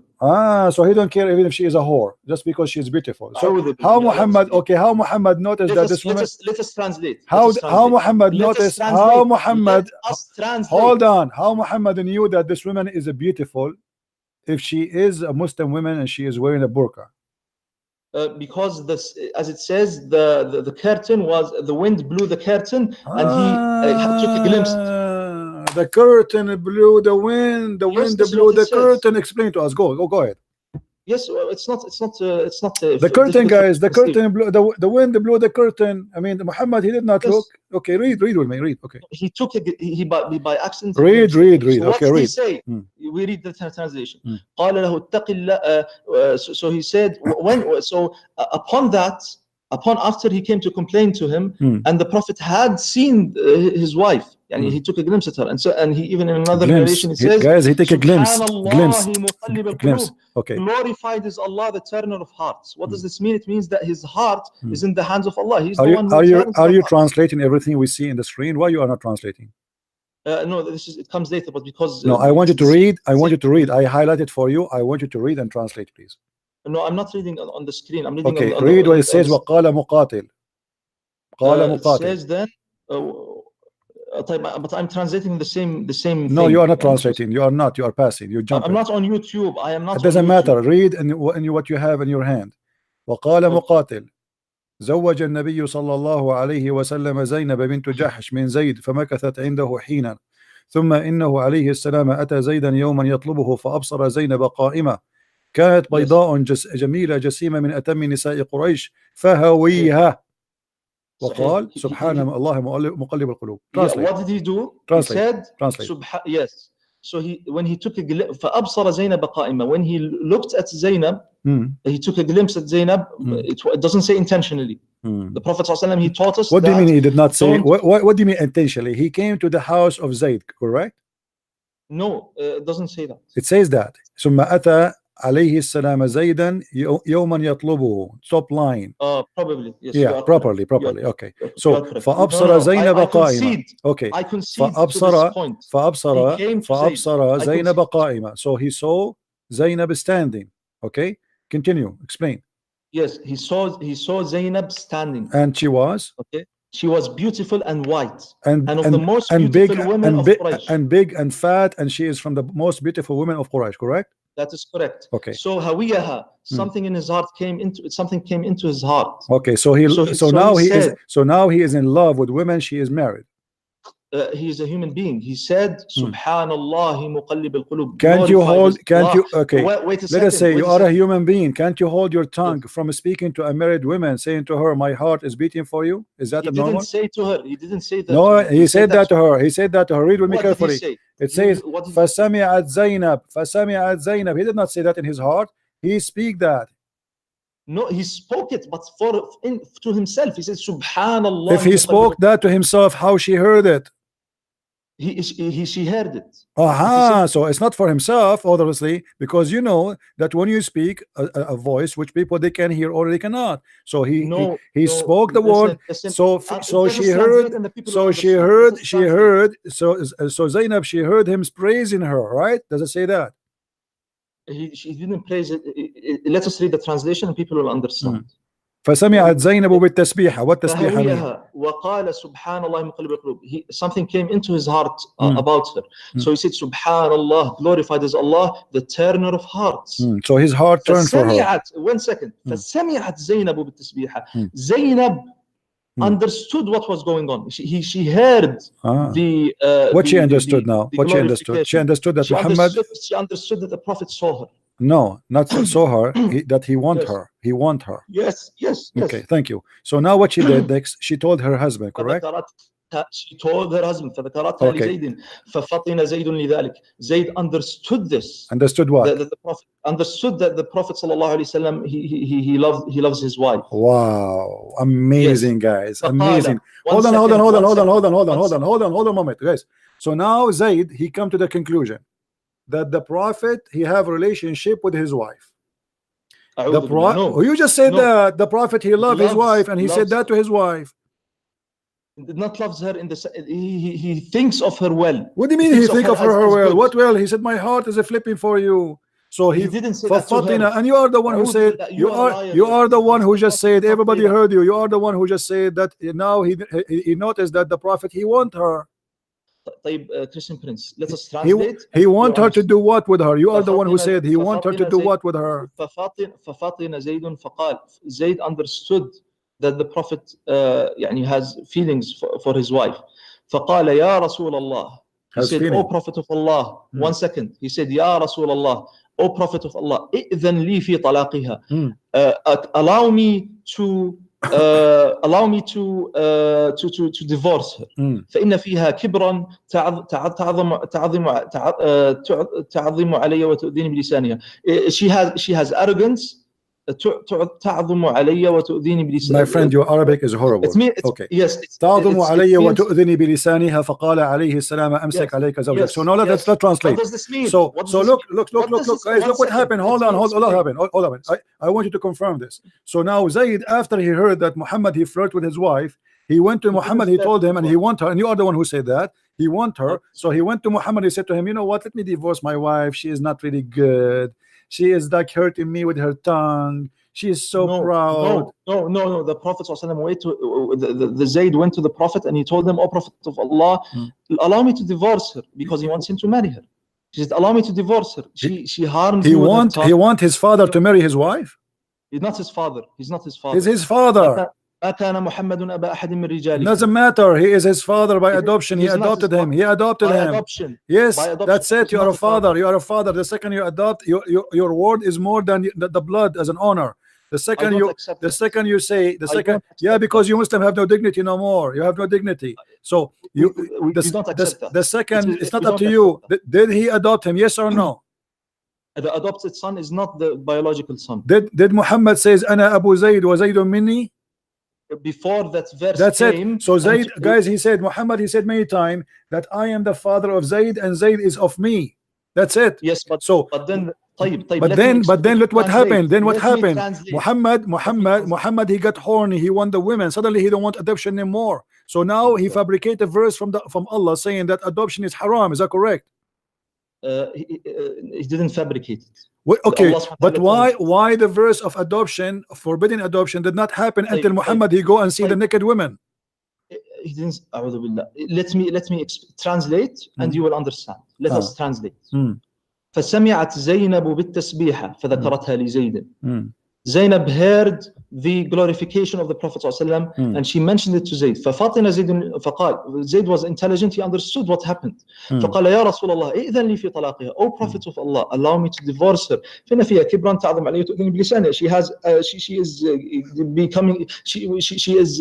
She is greater than me in status, and she is using her tongue and harming me with her tongue, because he wants the Prophet to marry her. فقال رسول الله صلى الله عليه وسلم, the Prophet صلى الله عليه وسلم said, أمسك عليك زوجك واتق الله. Hold your wife to you and fear Allah. Okay, hold on. What does guys, this mean? Here, look at the scam of Muhammad. A second ago he was in the house of the man flirting with the wife, and now the husband is saying to him, I want to divorce her. Muhammad said, man, keep your wife for you, man. Don't do that. Don't divorce her. Why you want to divorce her? But is it him? Is it him who flirt with loud voice so the woman she will hear him and she will tell her husband? He intentionally said. He intentionally. What do you mean that intentionally? Here we go. The man he came and now he want to divorce his wife. He never wanted to divorce his wife. He's happy with her, and now he noticed. And you are the one who said to me, "Fafatina Zayd." So Zayd he noticed now. My father, he want my women. He want to have sex with her. So let me divorce.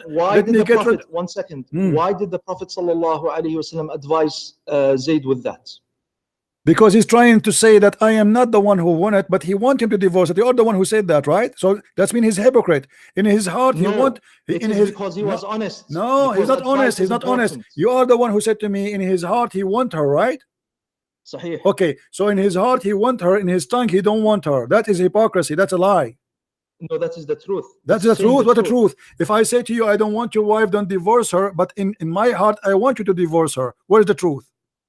You give the advice when you are what advice? What kind of advice? I go to your house. I am the one who destroyed your house already. I am the one who went to your house, flirted with the wife she told the husband now he want to divorce the wife, and now the husband coming to me, and now I say to him, oh, keep your wife for you. And look what happened. Allah, he sent him a verse, says to Allah, said to Muhammad, why you are hiding what Allah revealed to you? Which means Allah is part of the crime. Allah is involved. Allah is involved in the. Let me explain. Oh, no, I will let you explain. Allah, he sent the verse saying to Muhammad, why you are hiding what I revealed to you? What Allah revealed to Muhammad, that I will give you that woman. Is that correct?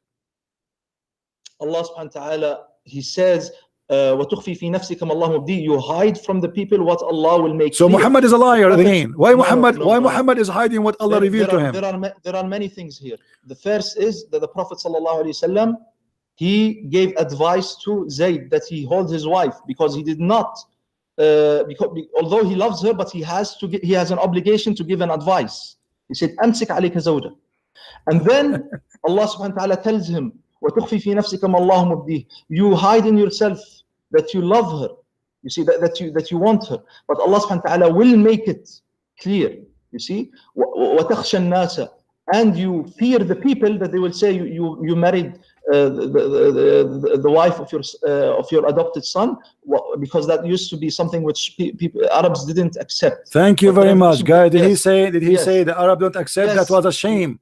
That was a shame. Arab don't do that.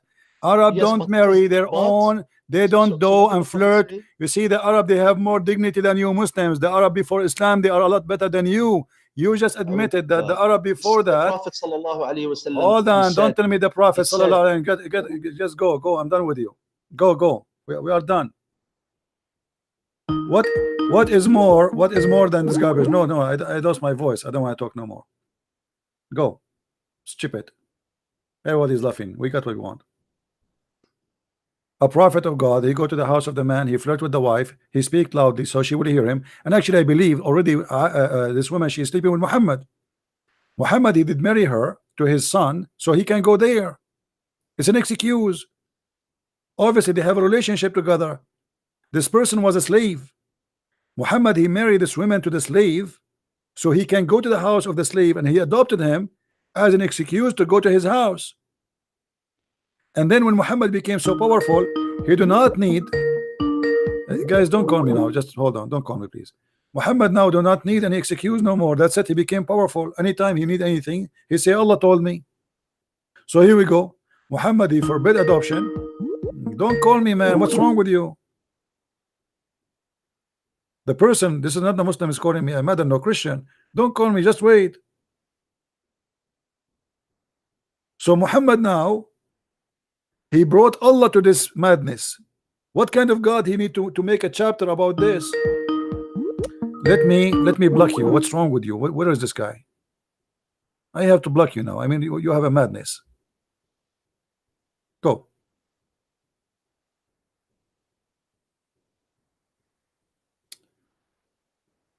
In order to make things legitimate, he bring Allah and says, Allah told me. Why you are hiding your love to the woman? What kind of ethic of God does have? Allah will encourage me to have a lust of a woman she is married, and now I'm trying to make her get divorced. Muhammad is the one who made her get divorced, because he is the one who said that to her. And I am sure that this woman, she is in conspiracy with Muhammad already. He told her, when your husband come back, tell him what he can do. He's no one for me. He knew that this guy would get killed in a second if he say no. So the man was smart. He said, oh, Muhammad, he want her, he will kill me. Obviously he's sleeping with my wife already anyway. When a man come to your house and flirt with your wife, and the wife, she tell you that, and then the proof that the wife is a whore. Look what the wife, she say. The wife, she say, and after the prophet, he flirt with me. Each time my husband want to sleep with me, Allah, he made his penis swell. Isn't it obvious that this woman is a whore and she's a liar? Because who's going to believe in such a lie? That God made the penis of the husband swell. Obviously it's a fabricated lie. So obviously she is in the bed with Muhammad already. She claimed that Allah is involved. It's not her and Muhammad having a relationship, cheating behind the poor husband. Here we go. Allah made the penis of my husband swell. Each time he want to have sex with me, his penis is fine. But the second he get close to me, his penis became like a balloon.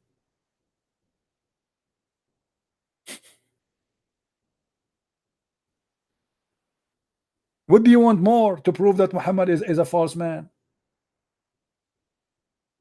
Do we need more?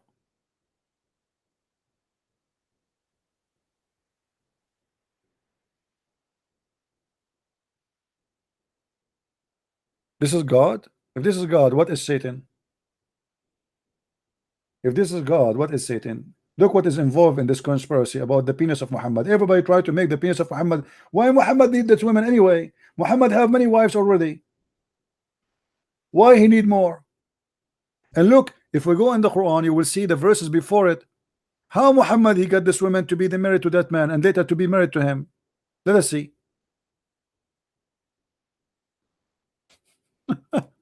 What a scam.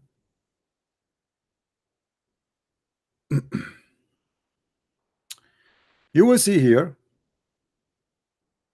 if the Prophet and Allah they decide a matter, if Allah and the Prophet they decide something, what they decide? Sex party. You believe it? Sex party. Allah and Muhammad they decide sex party. They sit together and they made a decision. Read carefully with me. Chapter 33 verse number 36. وما كان لمؤمن ولا مؤمنة إذا قضى الله ورسوله. Who is the one who make decision in this world? Allah and Muhammad. Read it. If Allah and the messenger they decide a matter, Allah and Muhammad decide a matter, it's not to the believers to say no. That's it. Muhammad he want the women. He want the women to marry from this man. He want the women to get this divorce from this man. He can take any woman. According to the book of interpretation, they said Muhammad he was given many privilege, and one of them, if his eyes fall into a woman, her husband must divorce her immediately. If his eyes fail into a woman, her husband must divorce her. Who said that? Ibn al-Arabi. Go and read and laugh. Read with me. It is not fitting for a believer, a man or a woman, when a matter has been decided by Allah and his messenger. Who is Muhammad? Muhammad and Allah they make decision together. This is shirk. Muslims are mushrikeen, kuffar, pagans. They kiss a black stone, they worship Muhammad, they consider him that he and God they make order together. Muhammad and Allah they make decision together. How that can be? Imagine that I say to you that me and Yahweh we make decision together. What does that mean? Isn't it obvious that I'm saying that I share decision with God? Is that correct, guys? Isn't it clear? And what is the matter? It's about Zayd. Read, here we go. It's about Zayd. What the matter? It's about sex. It is Allah and the messenger to decide. That's it. Muhammad he want the women. Allah he want Muhammad to have the women. The rest had to shut up. If this is religion, what is shit? Excuse my language. If this is God, then what is shit? If this is a prophet, so what is sewage?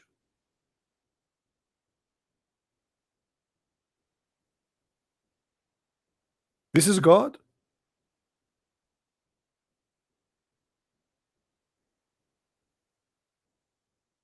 I don't like to use those words, but I have to use it. I mean, you people have to be crazy to believe in this garbage. Allah and Muhammad they decide a matter, and what is about? It's about Muhammad. He want to have a woman. She is married.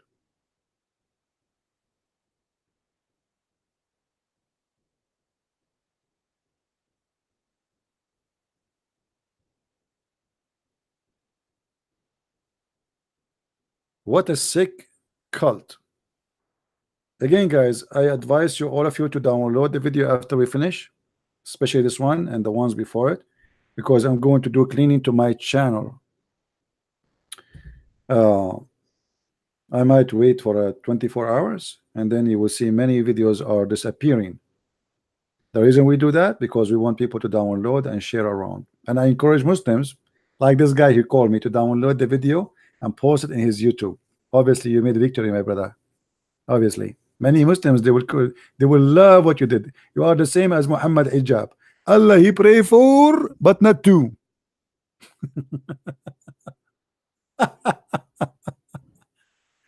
Anyway, guys, we will try to open. I'm not sure if tomorrow I will open, because it look like I'm getting sick somehow. I will drink camel urine. No more call, please, today. No more call. We are done for today.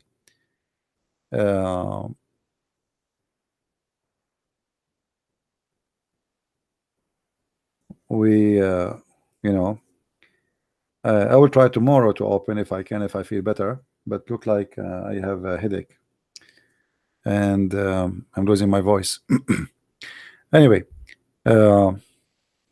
tomorrow, tomorrow is Friday already. I'm Friday, actually I should open Friday. Unbelievable.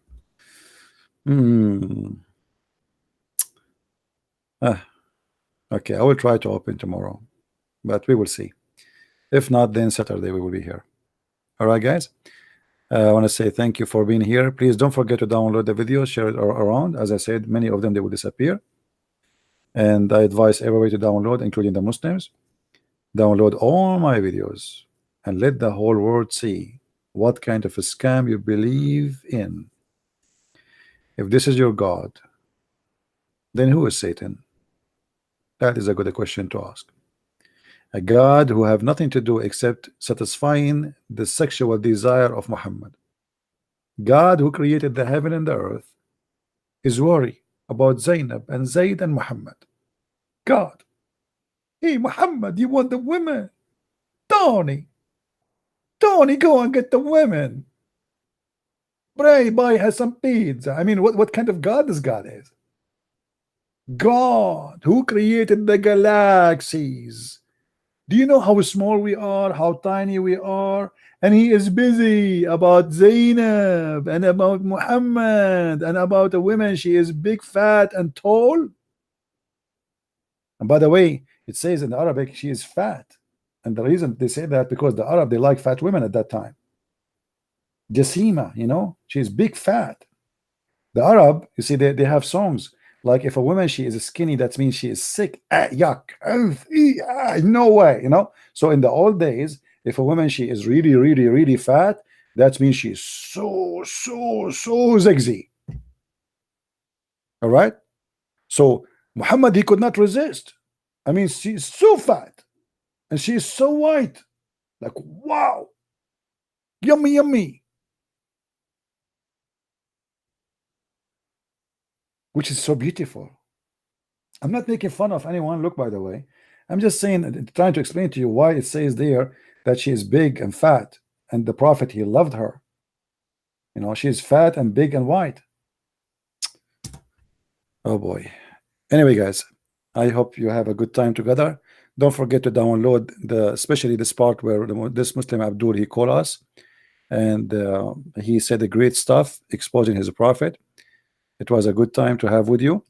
I will try to be here tomorrow. If not, maybe Saturday. I hope the cold will not take effect of me and I will not get sick. Until I see you soon again, may the Lord bless you. Christ is Lord. And obviously, Islam is a sick cult, fit for the one who have a sick-minded.